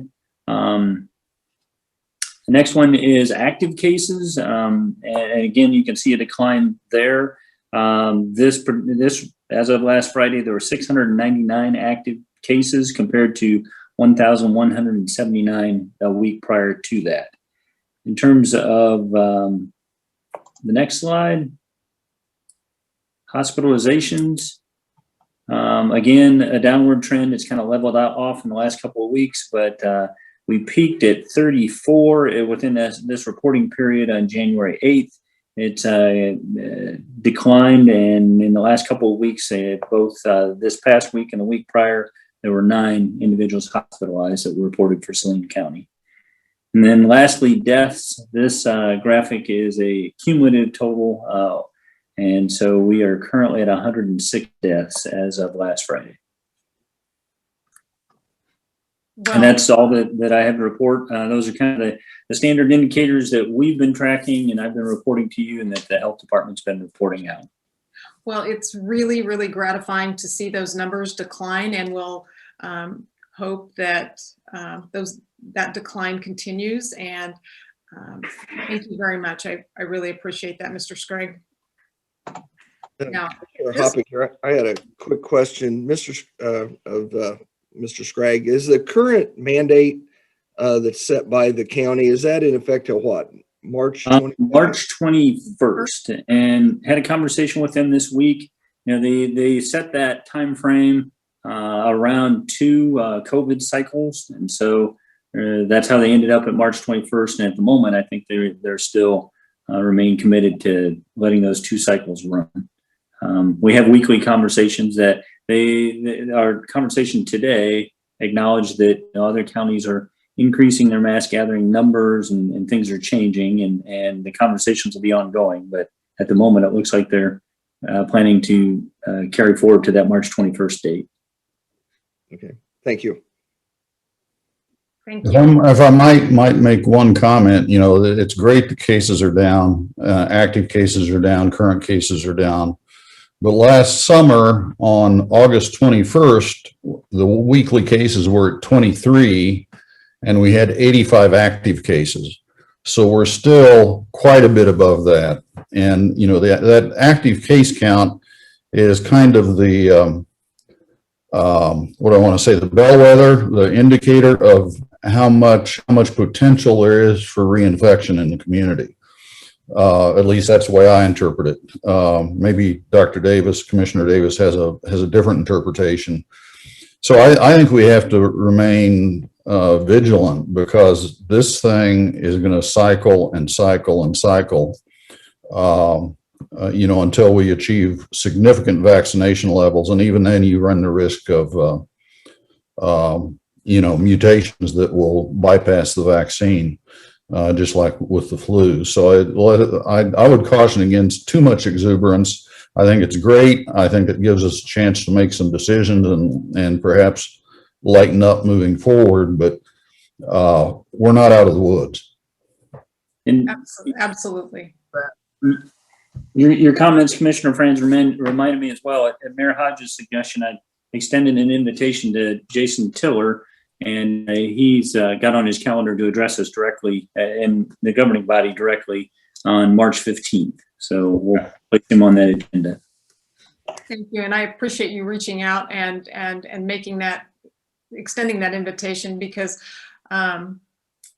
we haven't had the opportunity to hear from Mr. Tiller firsthand. And I thought that it might be a good idea in case some of the commissioners or members of the public that watch our meetings, but maybe don't watch the county commission meetings, would be able to ask their questions and get an update from him. But in the meantime, please keep wearing your masks, practicing social distancing, and washing your hands, because as Commissioner Franz noted, this is far from over, and we need to do everything we can to mitigate our risk. Anyone else in regard to COVID? With that, we will move on to public hearings and items scheduled for a certain time.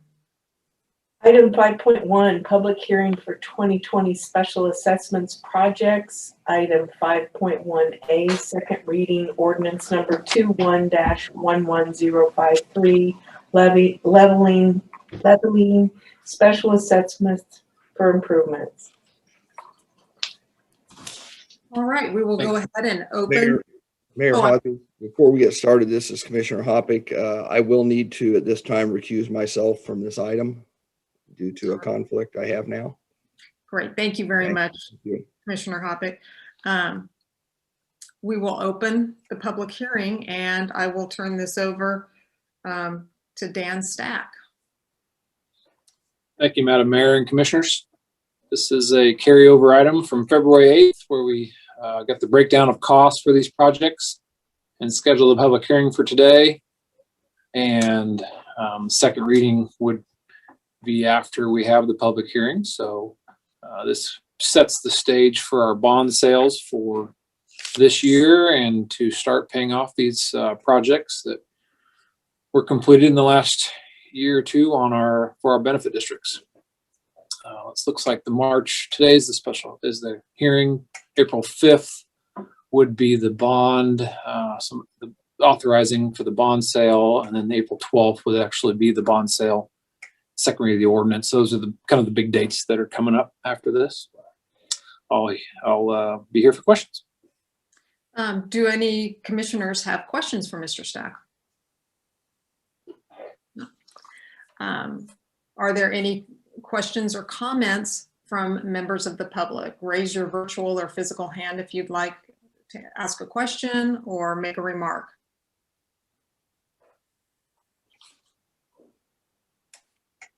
No, I don't see any hands, Mayor Hodges.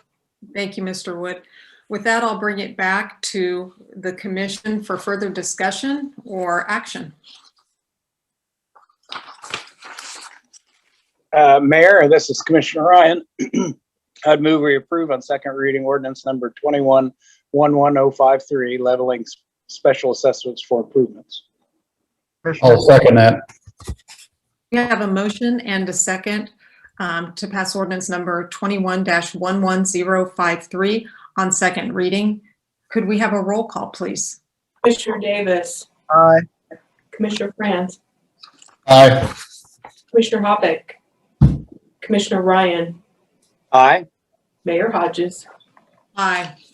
And that motion passes 4-0, and we will invite Commissioner Hoppick to rejoin us for the rest of the meeting.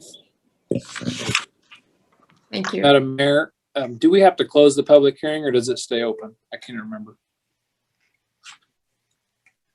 Did I say I closed the public hearing before we took the action? I forgot to say that. I'm sorry. I can't remember. I just want to make sure so we don't have to worry about this later, but I just want to make sure that if anybody else heard it, maybe I missed it.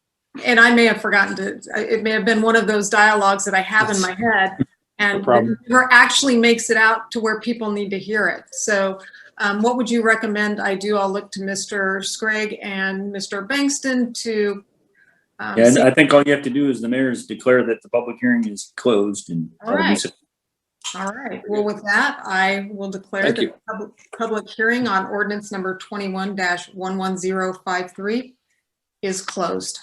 Thank you. Thank you. All right, our consent agenda. Item 6.1, approve the minutes of February 22nd, 2021. Mayor Hodges, I move we approve the minutes from last week. Commissioner Ryan, second. We have a motion and a second to approve the minutes from February 22nd, 2021. Could we have a roll call, please? Commissioner Davis. Aye. Commissioner Franz. Aye. Commissioner Hoppick.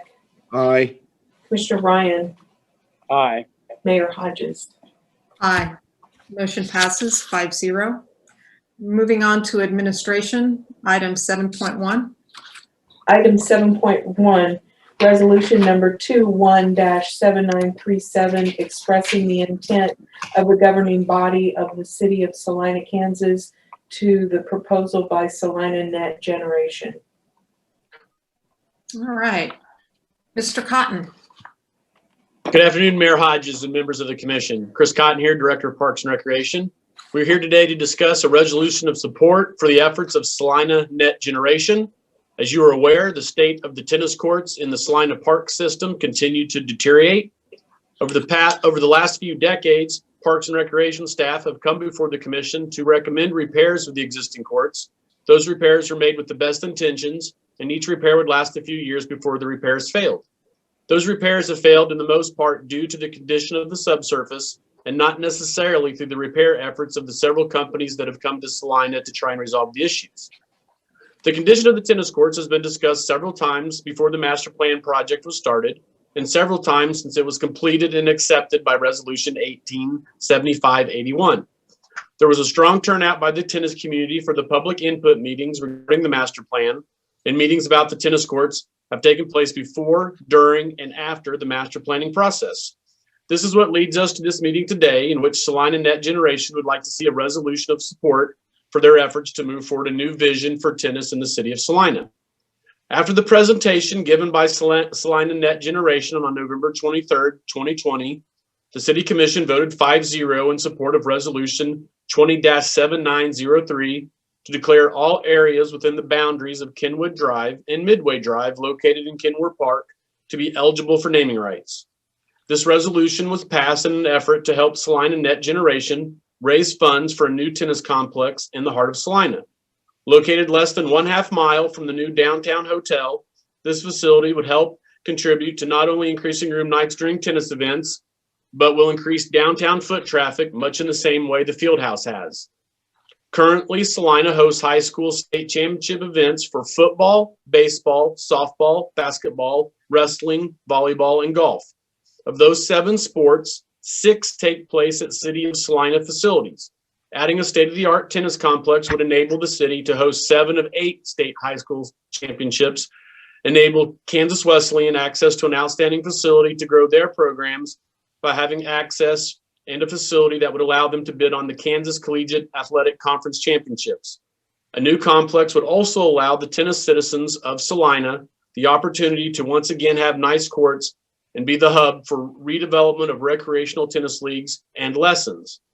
As previously discussed, the cost to the city to rebuild the existing courts as they lie today would be in excess of $1.2 million, whereas partnering with Salina Net Generation and USD 305 would result in an estimated total cost to the city of $864,600.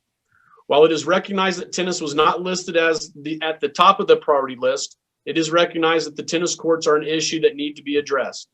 Section 2 of Resolution 19-7730 shows commission support of the master plan and specifically makes mention that proactive and responsive maintenance that will prohibit further deterioration of certain features and amenities, as well as responding to emerging needs or priorities, may change the order of repairs. The next step in this process would be for the City Commission to adopt Resolution 21-7937, which would formalize the support for the efforts of Salina Net Enterprises. This project has seen support at the Parks and Recreation Advisory Board level as well, and this will help the fundraising efforts of Salina Net Enterprises by solidifying the commitment of the city to help rebuild the tennis infrastructure in Salina. As the information in the blue sheet packet is lengthy, at this time, city staff would like to ask the commission to formally adopt Resolution 21-7937. Staff has prepared answers to the questions asked during the November 23rd meeting, which are contained in the packet. Both staff and members of Salina Net Generation, specifically Clark Renfro and Samantha Angel, would like to open this topic up for discussion at this time. Thank you. Yeah. If it's all right with the other commissioners, I'd like to invite any members of Salina Net Generation to speak. And I see Ms. Angel and I see Mr. Renfro. So if you would like to speak, please raise your virtual hand.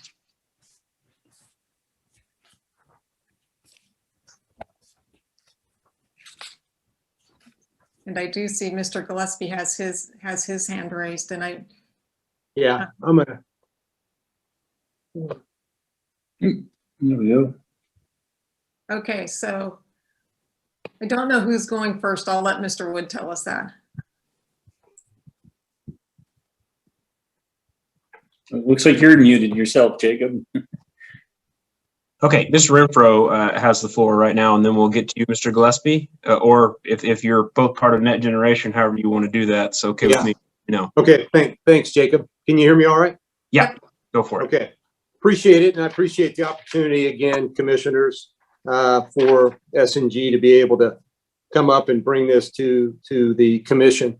Want to point out, and on Chris's kind of introduction on the project, our ask is essentially 600,000, and on the total, I think we had the demo costs involved of the pool and the rodeo arena. So obviously that is a cost, but when you look at pure comparison on courts versus what it would cost the city, certainly wanted to bring that to the attention. But nevertheless, appreciate the opportunity. We've got a tremendous opportunity, I think, here for the community to have a venue, have a project that is a pure and true community asset. We really do not have tennis courts right now. We're at a point where it's a safety and a liability issue. And I know the city officials have indicated that being brought to their attention by insurance carriers. So we're really looking at not only a need for the community, but really a safety and a liability issue that needs to be addressed. And we have, in our group, have addressed and have had a great dialogue with the city, and of course our partnership with USD 305 to address this issue really over the last 3 years, even prior to that with another administration bringing this to the attention of what needed to be done.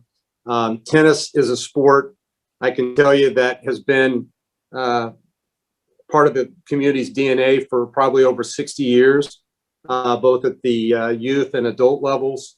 It's a high school and a middle school sport, and certainly a college sport with Kansas Wesleyan. It's a lifelong sport.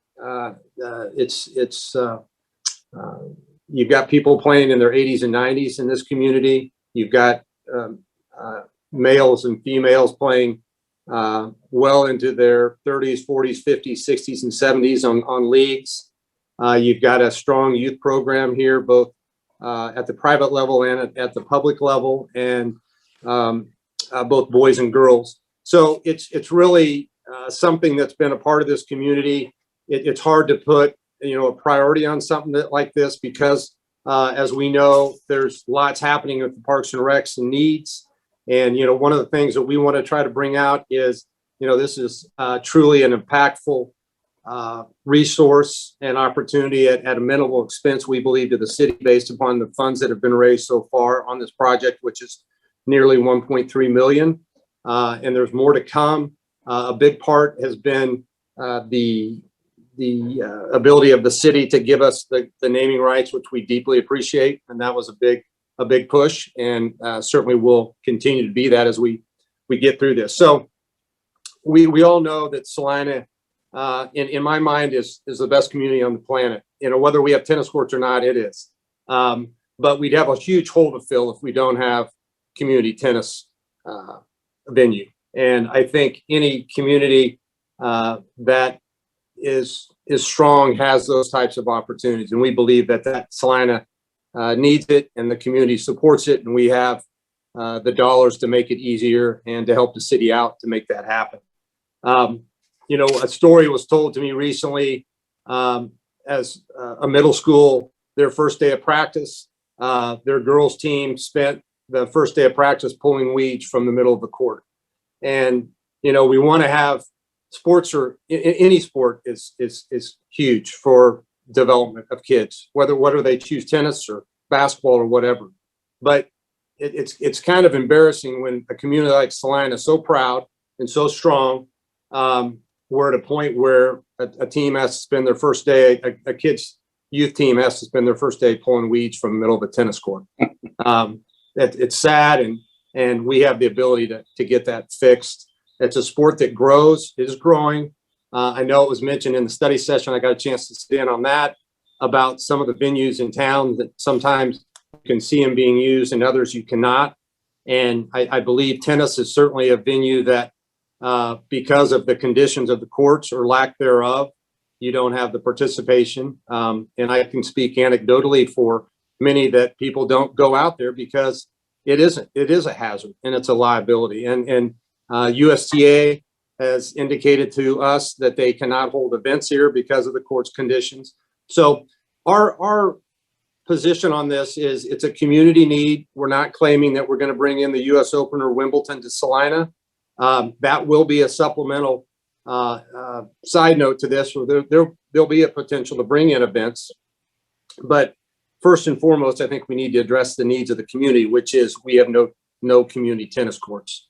And to take that a step further, probably close to having to condemn them to a point where it's a liability to the city. So we're in a position, I think, to bring this across the finish line. We know it's not easy. We know there's lots of demands on the city, and I don't envy your position, but I do think we're in a position here to provide a wonderful opportunity for the city to do something that on their own would be significantly more difficult. And I think you've got the citizens in the community of Salina willing and able to make that happen. So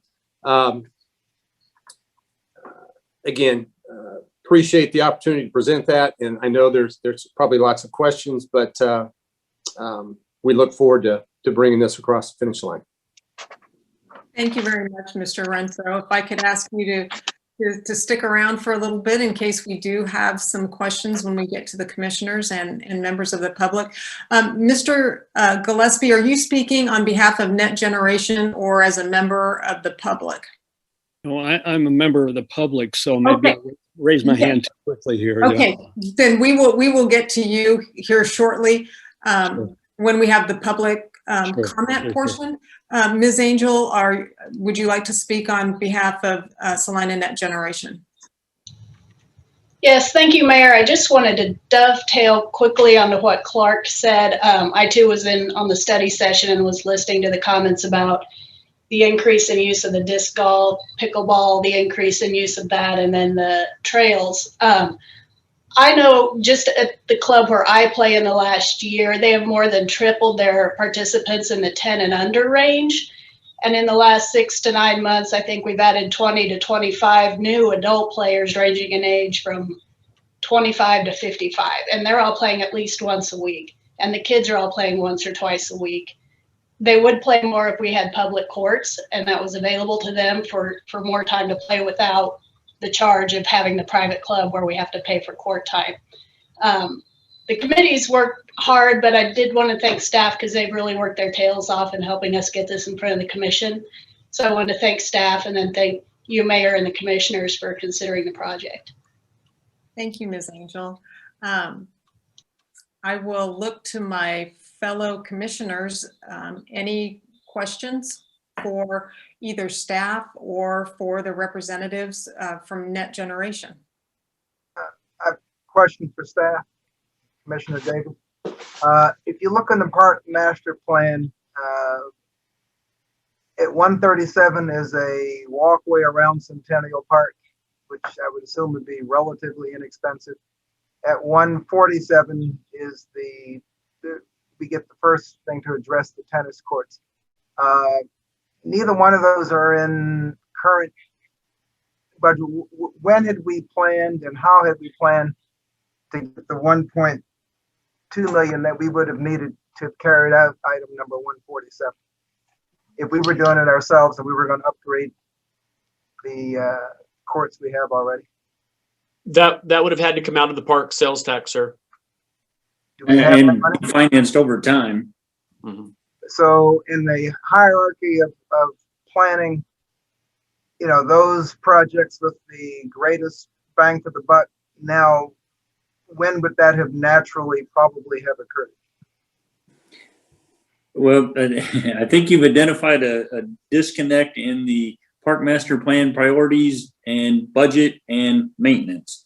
From the park master planning numerical ranking of them, it would put it somewhere out in the future quite a ways. But deferred maintenance has already caught up with us, and I don't know that it would have been practical to progress our way through, unless we either limited the courts or shut them down until we could get to them. So I don't know if that's answering your question, but that priority list was not all inclusive. It didn't have all the answers as it related to when maintenance needs might arise, nor where the funding might come from. It was truly just kind of a first pass at trying to prioritize everything that was identified in the park master plan based on those criteria that I articulated earlier.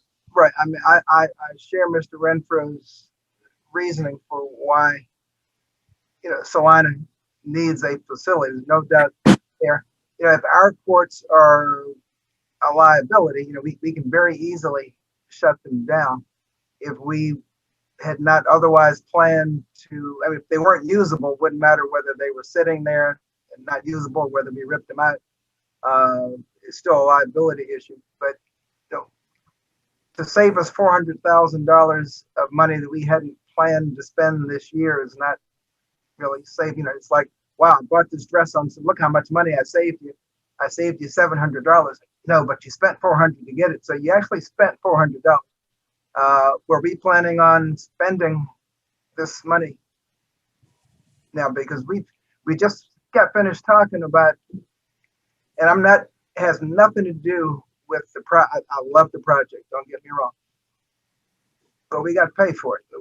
Where is this? And we're paying for something that we ordinarily had not planned. And I've noticed every couple of years we get a great generational bargain that bumps everything on the CIP. And then in downtown probably was a generational project. But, we go through this process and then we rip the process up every couple of years. If we got the money, it's no big issue. I'm just wondering where, because if we approve this, we're obligating ourselves $864,000.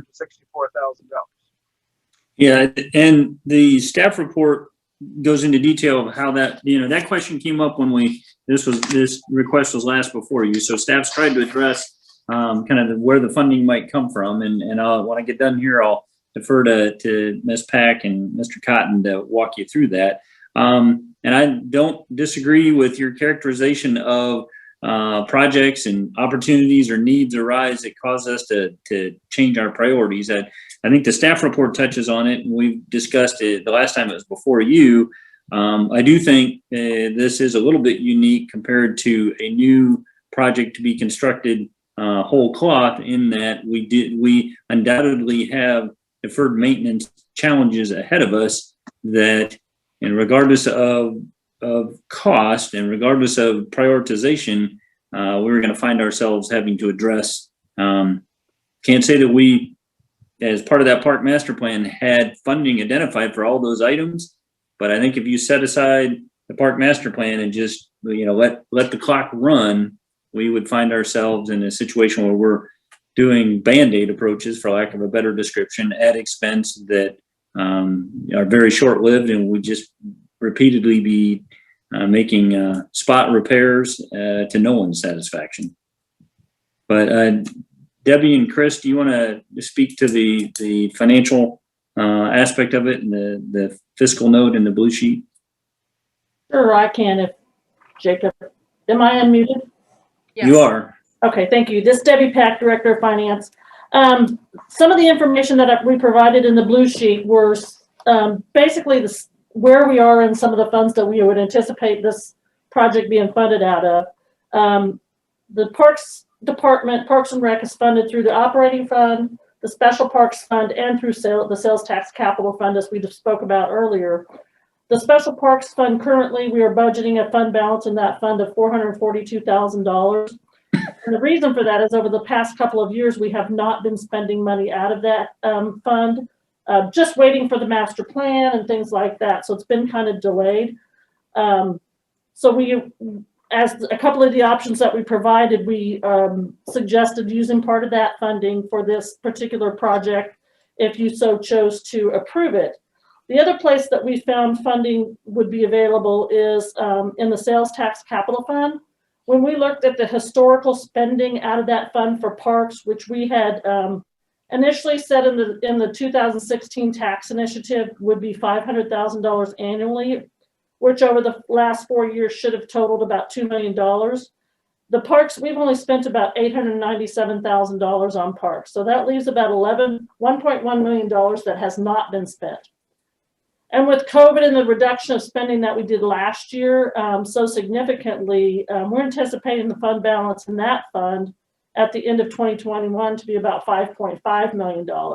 So we felt like there was some availability to utilize those fund balances to possibly fund this project. One of the options was to do it totally out of cash, and this would be our recommended option, would be to take all of the demo costs and the cost to take out the courts and the pools from the fund balance of the Special Parks Fund, which would leave it about $35,000 in fund balance. And then if you chose to fund the $600,000 cash commitment, we would take that out of the unspent funding of the sales tax capital parks funding, which would leave that amount still would be over $500,000 if we did or did not choose to spend that. We also could have the option of financing part of this. We looked at possibly financing $100,000 only because that number fit into the budget of the Special Parks Fund.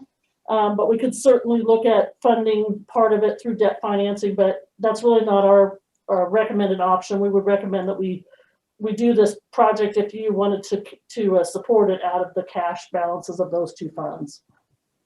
My next question has nothing to do with this project specifically, but if we've got this cash, how come we didn't replace our 32-year-old truck out of the same cash?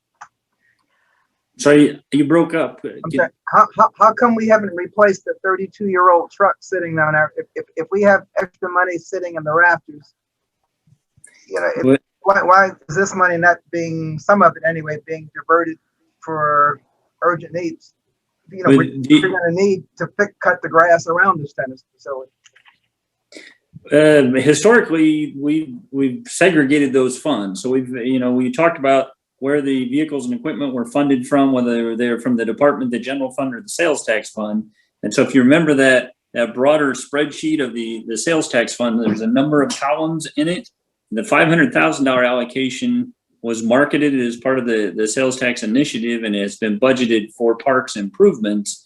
There's a separate and distinct column out of that same sales tax fund that is what we've been using for vehicles and equipment. So we've, both in terms of the way that it was marketed and the way that it was structured, we've treated those as separate and distinct funding sources. Okay. All right, thank you. Any other commissioners have questions or comments for staff? Mayor Hodges, could I have a second to address something else that Mr. Davis asked? Certainly, go ahead, Mr. Cotton. Mr. Davis, you had asked about budgeting to repair the existing courts, and one of the things that's been discussed is I could put the money in the budget. I could have a budget request to fix the existing courts as they stand today.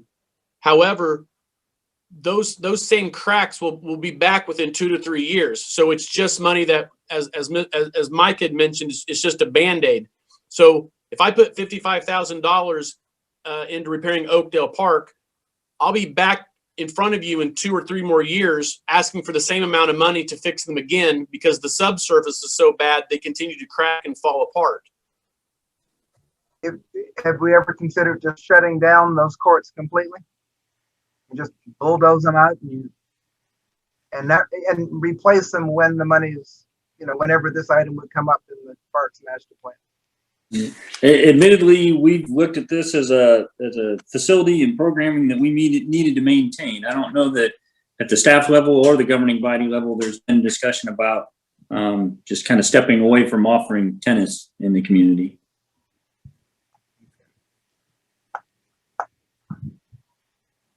Commissioner Davis, did you have anything else at this time? No, I'm listening to the rest of the discussion. Okay. Any of the other Commissioner Hoppe here. I have some comments, but I'd like to hear from the public first. Okay. Commissioner Ryan or Commissioner France, any questions for staff? No questions. Yeah, no questions here for staff. I think I understand the proposal. Okie doke, thank you. The only question that I have is just in terms of the demo that is proposed in in the outline as it stands. I know that we had been presented with a proposal to use the former Oakdale pool as a plaza, a peace plaza of sorts, and had told those organizers that wasn't a possibility. And I guess I'm just wondering if, in terms of looking at demo versus repurposing things, I'd like to continue that discussion. If there's a use for the old Oakdale pool that we can find, and I just threw out the Peace Plaza. I mean, I'm sure there's other things that it could be used for as well. Or if the surface of the tennis courts at Sunset Park are sufficient to repurpose them for another use, I would ask that rather than wholesale demolition, that we take into consideration any adaptive reuse that we might be able to have for those facilities anyway. I mean, obviously, the Kenwood Pool, rodeo grounds, and my other question is, what about the clubhouse rehab? I couldn't remember. What is our stake in the clubhouse rehab? Our facilities maintenance department would repair that and reopen it. Okay. To answer a little bit more information on Oakdale, specifically, most people recall it was the main use when it was filled in the late 1950s was to repurpose it as an ice skating rink. However, in the 50s and 60s, the space was also used for community dances as well. So at one point in time, it did have other uses than what it's being used for today. And we certainly can look at repurposing. Another conversation I think we've had at the governing body level is repurposing some of the tennis courts for the River Festival, or retaining some of that surface for possibly food court area, something like that. And I think that's just a conversation that I'd like to see, ongoing.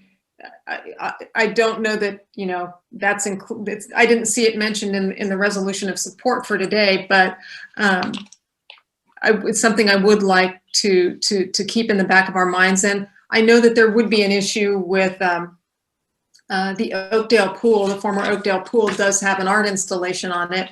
And we've heard from Mr. Anderson in the past that there would be a specific process if we were to change the surface of that we had to deaccession, that artwork, contact the artist, et cetera, et cetera. So I know there's a process there as well that we need to be respectful of.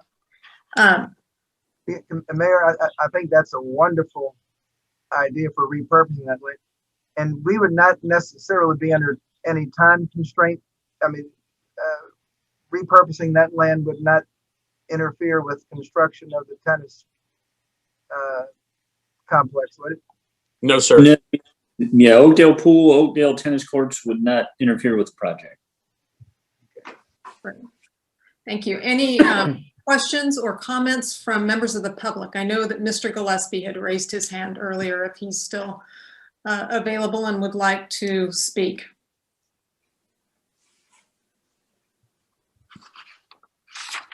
You should have access, Mr. Gillespie. Yes, yeah, I do. I'm happy to speak here.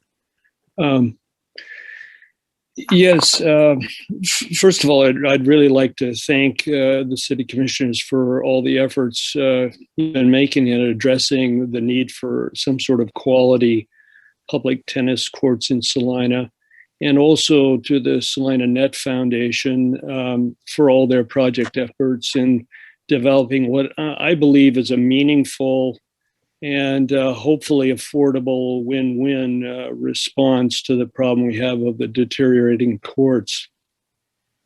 I'm going to be a little bit redundant in some of my comments, but I thought it was important to point out some of our own experience with the public courts.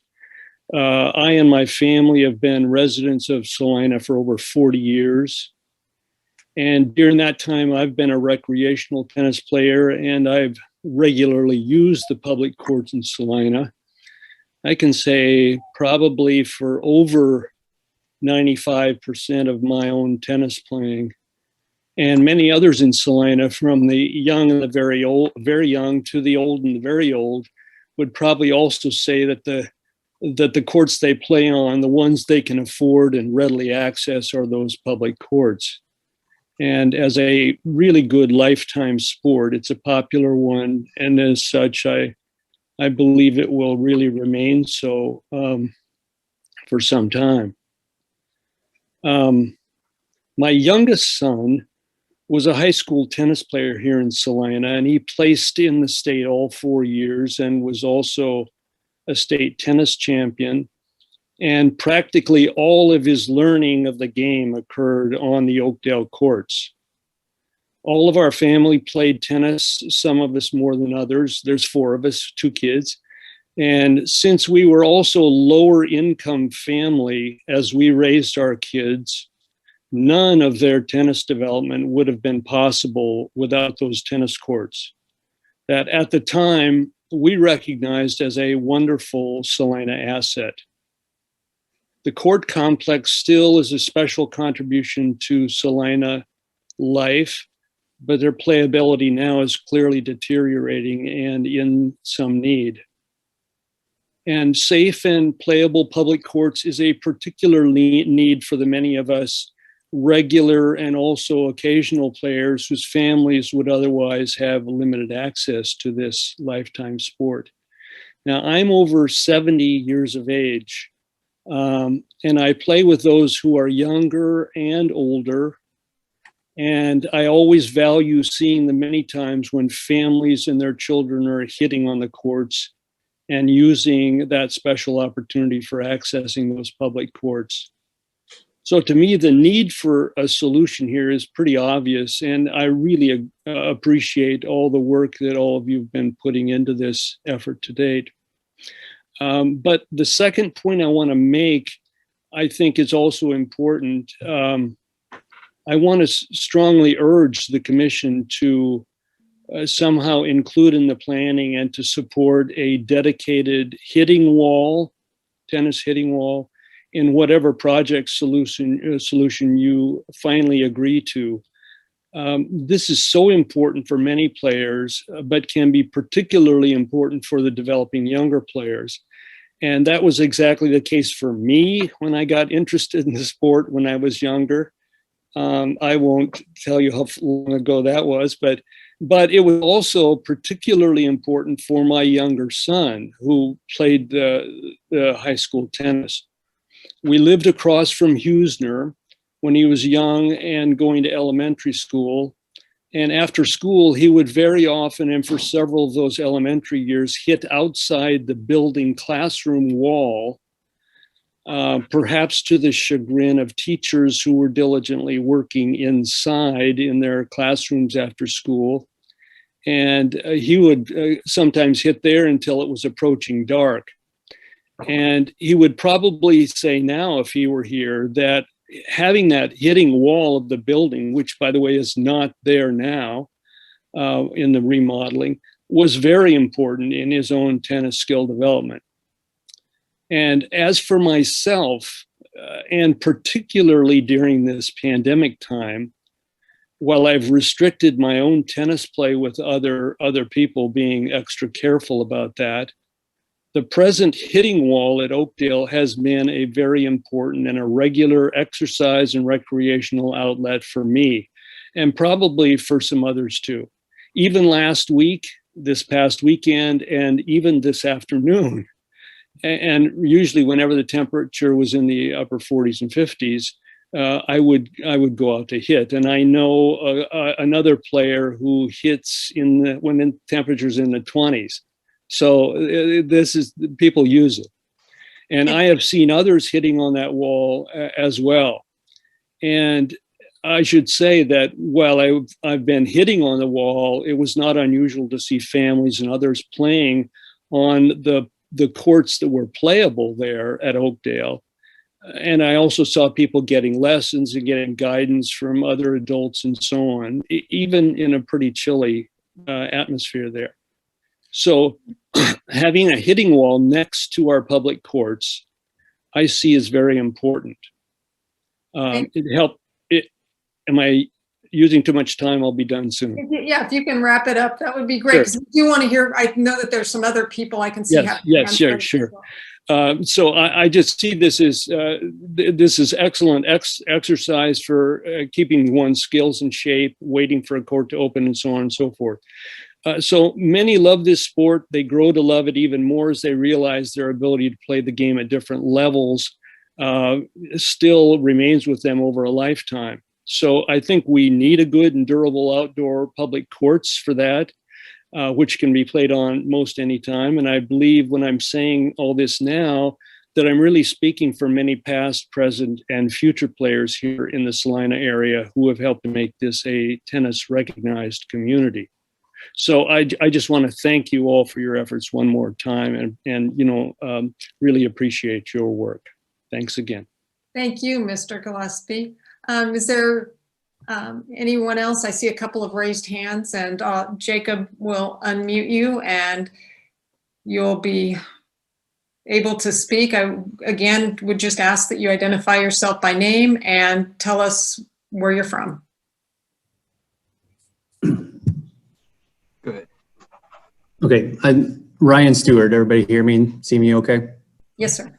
Okay. First of all, and I would echo what everybody's saying about thank you for all the efforts for this project. But what I'm going to do is I'm going to talk about the situation for Salina South High School. And I have been the tennis coach, the girls tennis coach at Salina South High School for 14 years now. And I'm starting my 6th season as the boys coach actually today. I'm also the girls basketball coach here at Salina South, so that's why I'm kind of running in and out of this meeting. And we have a playoff game tomorrow too. So, you know, there's a lot of things going on, but this is definitely a huge issue to me.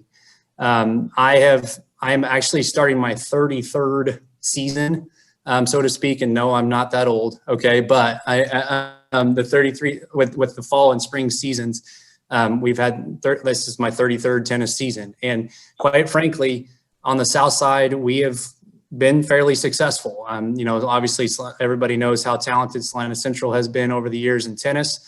But, you know, in Salina South, we've done our fair share of winning, especially lately also. And here's what I know. We have 4 courts at Jerry Ivy that are technically ours. You know, they're not, they're the city's, but they're, you know, where we get to practice. And I have averaged, and I shouldn't say Salina South High School has averaged anywhere from 20 to 24 student athletes each and every year. And quite frankly, this spring, I have 28 boys that have signed up. I can't keep 28 boys with 4 courts. I just can't. We have 4, and even honestly with 4 courts, it's amazing. I've kept what I have kept over the years. Because I'd like to give kids the opportunity, and I'd like to give more kids the opportunity to play this sport.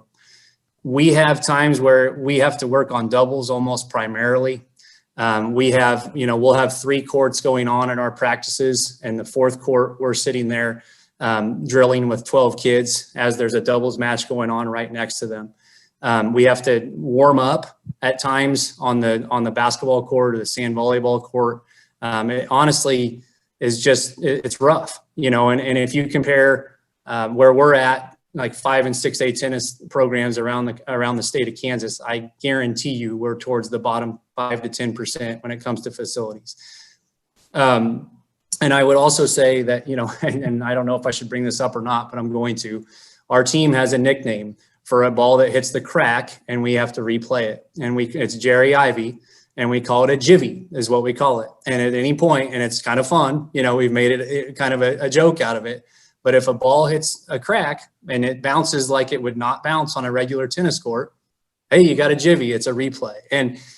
And quite frankly, I joke about it, but that tells you exactly the condition of our courts. And on a couple of courts, you know, the service line is so deteriorated that if you actually hit a good serve, you'll have a jivvy every time. So I guess it's a way to make ourselves understand when we're hitting good serves, I guess. But bottom line is we need something more than what we have. And a part of those 33 seasons that I've talked about, I was at Salina South Middle School as the head coach for a lot of years before I took over the boys' job here at South High. And Sunset Park, as bad as Jerry Ivy is worse. I mean, it's way worse. There's 3 courts. It's nowhere close to a school. The gaps are literally 2 foot big on some of those courts, and it's just, bottom line is it's unplayable. Our district, our league, the Arc Valley Chisholm Trail League, is a very competitive league, and I know Salina Central's courts are very, very nice, but comparatively to what we're seeing and what we're playing on for other 5 and 6A schools, it's just, I mean, if they had to see what I had to go through each and every day, and I keep saying don't take that the wrong way, it's what these kids have to go through. And if I had more courts, I'm very confident I could keep, upwards of 30 kids given an opportunity. And out of my kids, and I'll stop with this and let everybody move on. We have some very high level players for sure. And we have a ton of beginners, and we have a lot of beginners that like to come out. And I think that's fantastic. And I would love to have more room for those beginners to play. They could fall in love. And so what I'm trying to say is we're not there just to try to worry about those, top end kids. We want to provide more opportunities for every kid that wants to learn how to play tennis. So that's my piece. If anybody has any questions, please ask, and I'd be more than happy to share more of my experiences. So again, I'm Ryan Stewart and been the coach at Salina South for quite some time now. Coach Stewart, Commissioner Hoppick here. I have a quick question. Under the new plan, I believe the courts at Jerry Ivy will be transferred to USD 305. And how many courts will you be having available to your players at that point? Well, I'm sure that's undetermined. They haven't told me that for sure. I've heard the number 6. I've heard the number 8. I would guess it would be in between there, but there's no substantial number yet. But I would say no more than 8, and 6 to 8 is what I've been hearing at least. Thank you. Yep. Thank you very much, Coach Stewart. I appreciate it, and appreciate all the work you do with the students at South High, the student athletes. Thank you very much. I appreciate that. Thank you. All right. Mr. Daly, you should have access now. Yeah, I do. Thank you. Hi, I'm Brad Daly, and my wife, Christina Daly. We're here in support of Next Generation. So our kids play sports through South High, through South Middle School. Clearly there's such a need. And I'd like to thank Coach Stewart. I know last year in the women's or in the girls tennis, he ran 2 practices so that he could keep all those beginners, and he put in a lot of time to run those 2 practices. So thank him. But I just hope you guys approve this as a commission.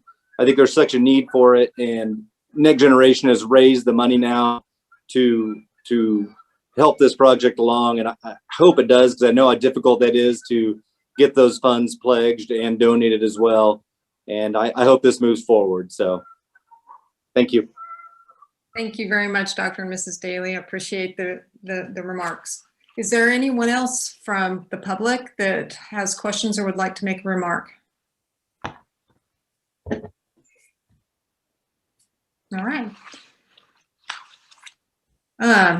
Not seeing any hands myself, and not getting the high sign from Deputy City Manager Wood, I'll bring it back to the commission for any further discussion or action. Question, could staff just briefly summarize the effect the 2 different financing plans would have on our ability to spend on projects in the future? I'm sorry, the ability to spend on future parks program in the future. The differences in the fund balances when you take out the 600,000 and the different amounts of money. There are 2 financing plans listed in the blue sheet, option 1 and option 2. Yeah, that's correct. The second option actually it includes a debt financing option, which at the level that it's given is about $12,000 payment a year. What we did was we took out of that normal budget for the special sales or special parks fund. It earns about $187,000 a year, with the anticipation with the last discussion that we would want to replace 2 parks a year. We thought that amount would be about $165,000. So that's why we thought it had the capacity to do a debt financing of about $100,000 out of that fund. That would leave the other portion of that funding into the special project fund balance so that we could use it for some other need if it arose. The other funding option is to take it out of the fund balance that we currently have in there. That it's like if you have it in your savings and you would be spending it now instead of saving it for some future plan. It won't affect necessarily what we have intended to spend in the next 5 years. So the numbers you saw in the study session for parks replacements and things like that, neither of these plans will affect that. We've accounted for that spending in the future. All right, so and that was going to be one of my two remaining questions. Those projects would be protected with either option. The parks replacement projects would be protected, as well as the $500,000 per year for the parks improvements from sales tax. All right, and kind of a rhetorical question: what type of pressure do we need to hear from citizens and other parts of town to get less expensive projects done that are going to have large impact, just for increasing their quality of life and the vitality of the neighborhood? I'd really like to see us start doing something with Centennial Park, even if it means delaying doing some of the demo work in this project. Yeah, I did want to mention that those 3 demo projects are ancillary to this particular project. Correct. So they could be delayed. We could close those, but as we were doing this project, we just felt like they kind of melded together. So it kind of made sense to present it all at once. But there's no demand for that to happen today. But there is some security and safety need to have that happen today or in the near future. And Ms. Pack, how long of a debt payment are we looking at under we calculated that over 10 years. Okay, so that's well within the lifespan of the tennis courts, and hopefully, I'm trying to find it in the materials. What are we budgeting for annual maintenance on these courts?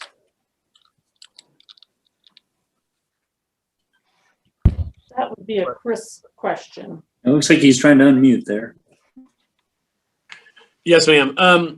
For the first 6 or 7 years of the courts, we would need to put a little bit aside for resurfacing the courts after that many years. But generally, maintenance on the courts will consist mostly of just replacing nets as the nets wear out, or occasionally having to repair lights. But the maintenance on the courts as post-tension cable courts should be pretty minimal.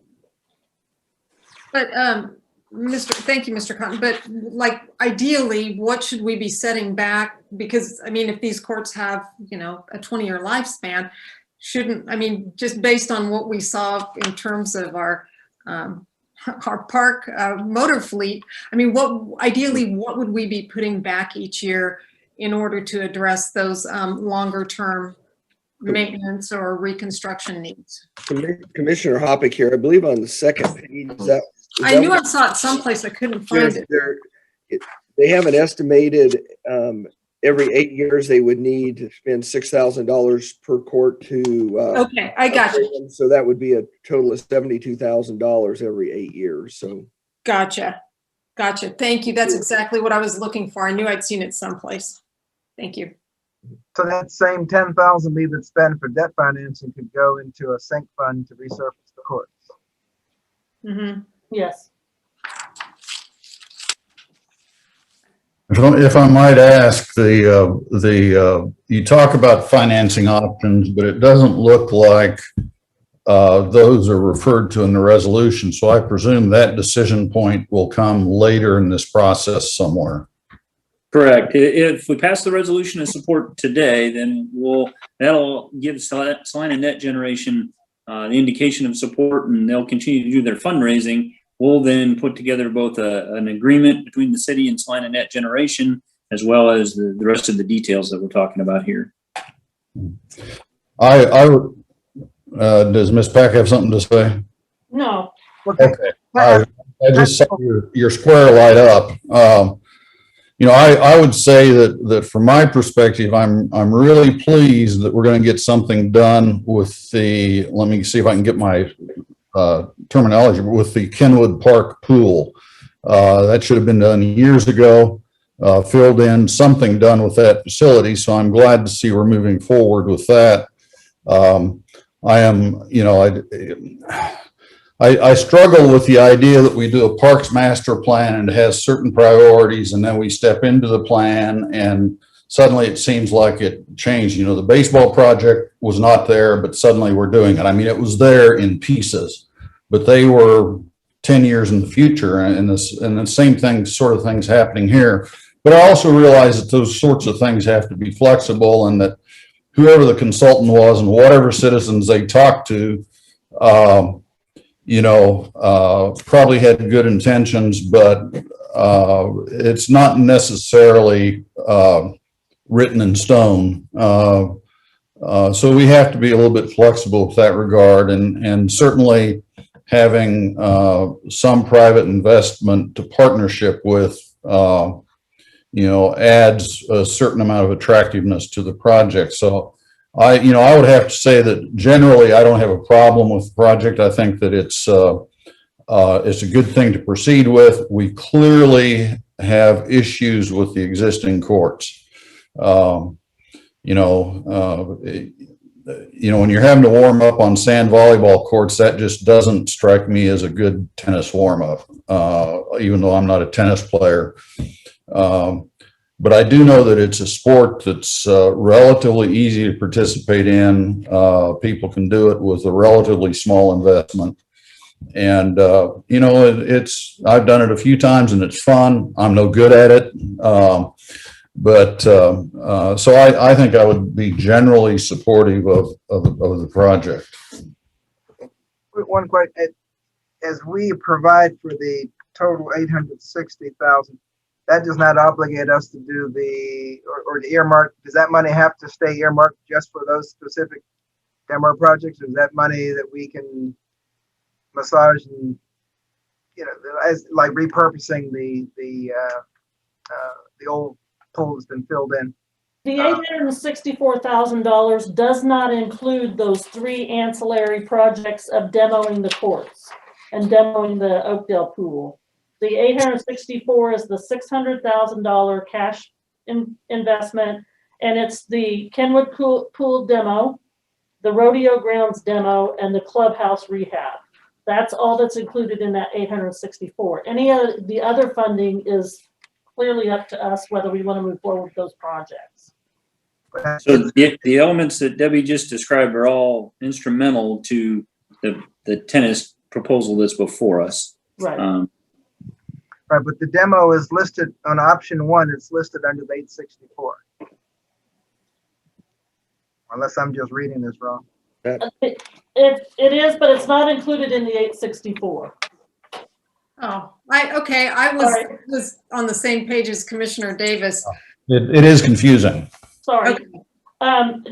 The 864 is the intent is that the city is going to commit the 864,600 to the tennis project.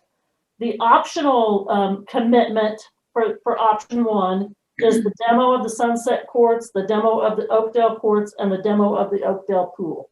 Those 3 ancillary projects are outside of the commitment that we would be making to the tennis project. Okay. But however, if we want to do those, they would be feasible to do out under option 1 from the special parks fund balance, or we could choose to do something else with that money. Exactly. Okay. Thank you. That was not at all clear. I appreciate the question, Commissioner Davis, because that's another $150,000. So yes. So where are we pulling that out of the sky from? That funding in option 1 would come from the fund balance of the special parks fund if we chose to do that in the near future. If we didn't choose to do that in the near future, we would still have that in that fund, that balance in that fund to spend on anything else. And then maybe budget those 3 projects later on within the $500,000 for parks, or not do them at all. That's because we have to do something with the remaining with the old courts. Yeah, that's the. Put up orange tape that says caution, don't cross, rip them up. Right. So That's really a separate decision from this. I would say it's very confusing to have that money included in the presentation when it's not a part of this decision. Yes. And I think that, you know, it speaks to the need for us to get to that strategic planning process, because I think this is precisely the kind of conversation that we need to have. Is it 150,000 for these demolitions, or, you know, you referenced the facilities at Centennial Park, which are incredibly important too, or any number of the needs that we saw highlighted by staff today in the study session. So, so just in terms of Salina Net Generation's proposal today, does anyone have questions? Commissioner Hoppick here. Yeah, I think the proposal that Salina Net Generation has come to us with is considerably more advantageous than I initially would have guessed it to be. If we were to tell them today, thank you, but no thank you, we are looking at refurbishing Oakdale courts, the Jerry Ivy courts, at a considerable expense, and getting a product that is inferior to what we're looking at, which we have to do. We either need to do something with those courts, or we need to shut them down and tell Salina, the citizens of Salina, thank you, but we're not going to allow tennis until we figure a way to fund it, because those courts are becoming dangerous. I think Coach Stewart commented they kind of joke about it, but it's no joke if you have a child out there playing and somebody twists an ankle or breaks a leg or something on some of those cracks that we've seen before. Also, I agree with Commissioner Franz on the demolition of the pool. I was somewhat embarrassed as we were negotiating the lease with the county and telling them how bad their facilities looked and asking them to put millions of dollars into those facilities. And I can't believe they never looked at us and said, why don't you take care of your property? I mean, I just cringed thinking that was the next thing to come out of their mouth.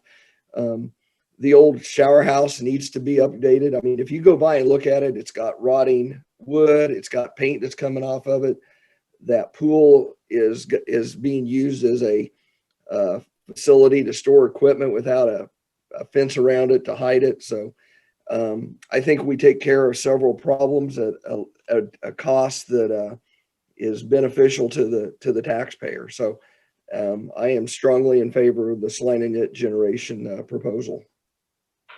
And if I'm going to vote for this proposal because it's something that the city needs, and we are going to spend some amount of money to either band-aid our current courts or suffer the public disappointment of not having courts at all. But I would implore our other commissioners and staff to be just as creative in trying to find fixes for our other neighborhoods in town. We have people who live here who aren't necessarily bringing in tournaments, but who still go to work here every day, and their neighborhoods deserve to have recreational facilities. Centennial Park being a big one. I mean, we've got a beautiful potential park there. The residents just want a walkway around it, just to walk. They're not asking us to landscape it. They'd probably landscape it for us. But we're going to have to be as creative for people who don't have big political lobbies as we are for this group. I know the people who've spoken, I trust my kids with you anytime. But, I want the same group of people to help us find creative solutions for these other needs in town. Thank you. Do we have is there action to be taken? Is someone willing to make a motion? I will, Madam Mayor. Move we approve resolution 20-7913. And it's my understanding we don't have to address the financing method that we're going to choose at this point. Is that correct? Commissioner Hoppick, I second. Madam Mayor, he referenced the wrong resolution number because it's misstated in that. It's 21-7937, correct? I'm sorry, say that again. Yes, that's correct. 217937. 217937. Yes, that's correct. Thank you. Just corrected. And I second, and Commissioner Hoppick, I second it as with the correction being made. All right. We have a motion and a second to approve resolution number 21-7937, expressing the intent of the governing body of the city of Salina, Kansas, in response to a proposal by Salina Net Generation to enhance the tennis experience in the city of Salina. And before we take a roll call, I would like to thank both Mr. Renfro and Ms. Angel for being here today and for all the work that you put in developing this proposal. And I'll be the first to admit, I'm very grateful that the private side has come up with the lion's share of this project. And again, thank you very much for doing your part to ensure that tennis is going to be available for future Salinans. With that, we will have a roll call, please. Commissioner Davis. Aye. Commissioner Franz. Aye. Mr. Hoppick. Aye. Commissioner Ryan. Aye. Mayor Hodges. Aye. And that motion passes 5-0. Thank you all very much for your attendance and for taking the time to be with us here today to express your support for the project. Thanks. All right, that'll take us to item 7.2. Item 7.2, discussion on city commission meeting format. Mr. Wood. All right, Mayor and Commissioners, Jacob Wood, Deputy City Manager. Last week's meeting, we did have a short discussion about the City Commission format in response to the Saline County Health Officials' new public health order. So on the 22nd, the health order changed to allow 50 people in indoor spaces. That's an increase from the 15 that was allowed in the past. So that does kind of open the door for us to go back to in-person meetings. Been down in the commission chambers working through things to try and figure out how we can make all of that work. And it looks like there's a couple of options. If the commission wants to just go back to regular meetings, we can certainly accommodate that with social distancing. Can't get a whole lot of people in the room. We can get about 22 people in that room with some overflow in the next room. So there's not a great deal of space there to do that. We could do some sort of a hybrid meeting. So we could do a Zoom meeting and an in-person meeting in 107. So that could mean that, if there were commissioners, individuals, commissioners, staff members that weren't comfortable meeting in that room, we could accommodate pretty much everybody and have a Zoom meeting and a commission meeting in person, or we could continue to do what we're currently doing today and just keep doing Zoom meeting. It's really a decision for the commission to make as for what they want the meetings to look like in the future. All the technology in the room does work. We've actually had new cameras upgraded. The audio system is upgraded. We can stream the meeting and do Zoom. So that anybody that's on the Zoom call, their stuff will come through the audio in the room. We've tested it a couple of times. We'll continue to test it to make sure that everything works appropriately so that we can conduct meetings that way. We just need to know, I guess, what direction the City Commission would like to take. And I'd be happy to answer any questions that you have. Jacob, if a commissioner was absent for whatever reason, would his or her picture like we're doing now, would it be projected up onto the screen so that other commissioners would still have eye-to-eye contact? Yes. So the way that we have it set up, or the way we think we can make it work, is the screen off to the side will actually be the Zoom meeting. So you'll be able to see on that screen anybody that is logged in to the Zoom meeting the same way you can see the boxes on the screen right now. So that off to the side on that screen would be anybody that logs in from the public, anybody that's a city staff member that's doing a presentation, certainly anybody that's from out of town that wanted to do a presentation or anything like that you could do it in that way. So that screen would be kind of segregated off to the side with the same thing that you see here today. We could throw up presentations on that screen the same way that we do now, and members from the public will be able to see that, as well as the commission. And actually, how that would work is the chambers would also be a box. So you would have the camera that's in the room would participate in the Zoom meeting as one of the boxes on the screen. So, and those cameras can zoom. You can, get close to whoever's speaking in the room. So everybody would still be spaced out, but if the individual commissioners talking, the meeting would pan to that person, and they would pop up on the screen, on the Zoom screen, just as they do today. So technology is actually working in our favor in that matter. Everything's kind of up to speed and works in a way that we think we can make it work. One other question: with the 3 broadcasting methods that we've tried, there were delays anywhere from 2 seconds to 23 seconds. In your testing, is that delay been eliminated?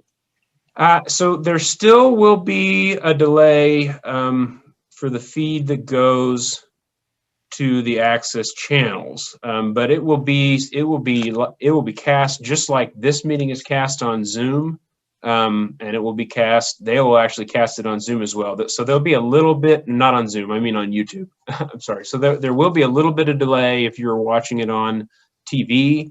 But in our test, there has not been delay as far as, it's really the same delay that you have right now with me and you on Zoom is what we've experienced in our testing. So Right, there's not been an sometimes issue. it's a problem if we're voting on something and an aye or nay comes in after the issue's been closed and moved on to the next one. Okay. Yeah, you shouldn't have that issue. And I would anticipate if depending on the choices of commissioners, if we want to go to a hybrid meeting and there was a commissioner that didn't feel comfortable coming in person, we would continue to do it kind of the same way we were doing Zoom. I would anticipate we'd probably want to do roll call votes in those instances anyway, just so that we're sure we know who's voting on what, depending on, if we wanted to do this, you could have anywhere from 1 commissioner in the room all the way up to all 5. It's really depends on your comfort level of being there in the room physically. I guess the reason I'm asking all these questions, I know I won't be here next Monday, so I'm just want to get all my options. So I can still remote in, so it'd be just like I'm sitting in my office now. Yeah, I guess I'm in that vote today, and I have had a few cutouts. I almost missed the vote on that last subject, but it's worked pretty well if you can rely on your internet wherever you are.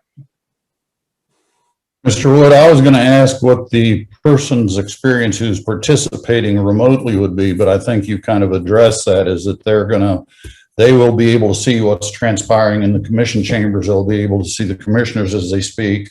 If somebody's at the podium, they'll be able to see that happen, because whoever's operating the cameras hopefully will get panned to the proper location to make sure that experience is good.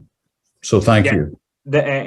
And we would have to do the same thing with raising our digital hands, and somebody would have to monitor and make sure that anybody on the Zoom call has the ability to speak during the appropriate times, as we're doing it right now. It's really it's almost the same as what we're doing right now, except for one of the boxes that ends up being in the commission chambers, if that helps to explain how it works.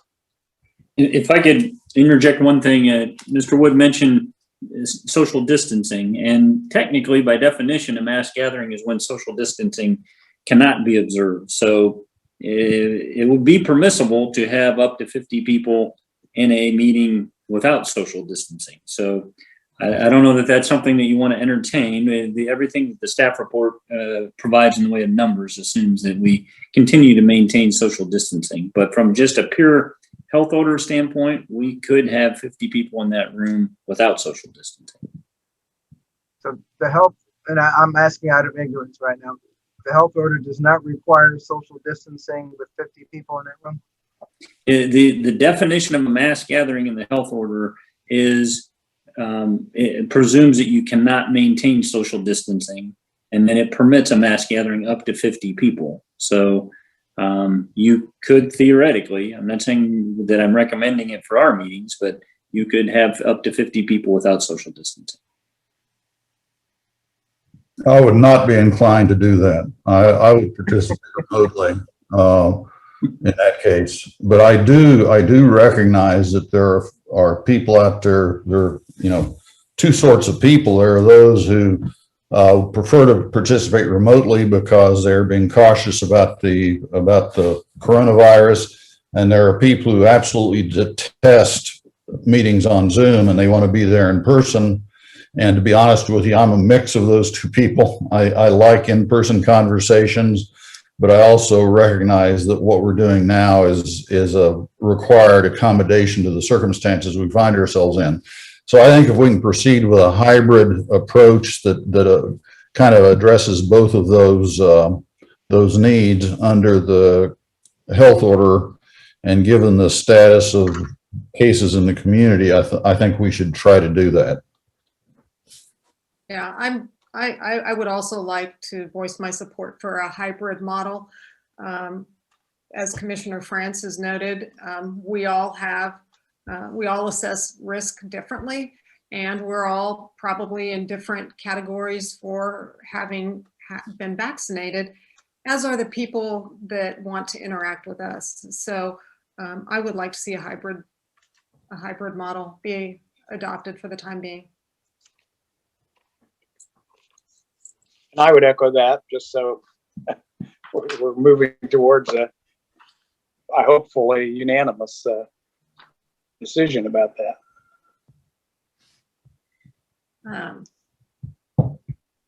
Any questions or comments from the public on this issue? I don't think I even see any members of the public on our call at this point. With that, I'll bring it back to the commission, and if someone would like to make a motion, I'd accept that. Mayor, Commissioner Davis, I move to direct staff to prepare to transition to hybrid in-person virtual Zoom meetings beginning on March 8, 2021. Commissioner Ryan, second. We have a motion and a second to direct staff to prepare to transition to hybrid in-person virtual Zoom meetings beginning on March 8th, 2021, which is our next commission meeting. Roll call, please. Commissioner Davis. Aye. Commissioner Franz. Aye. Commissioner Hoppeck. Aye. Commissioner Ryan. Aye. Mayor Hodges. Aye. That motion passes 5-0. Which brings us, we don't have any development business. Other business, something that Commissioner Hoppeck mentioned last week was the potential for exemptions for health and fitness centers. And Mr. Scragg provided us an update in his city manager report today, but I thought since it had been brought up at the last meeting, perhaps you could just share real briefly what the status of that bill is.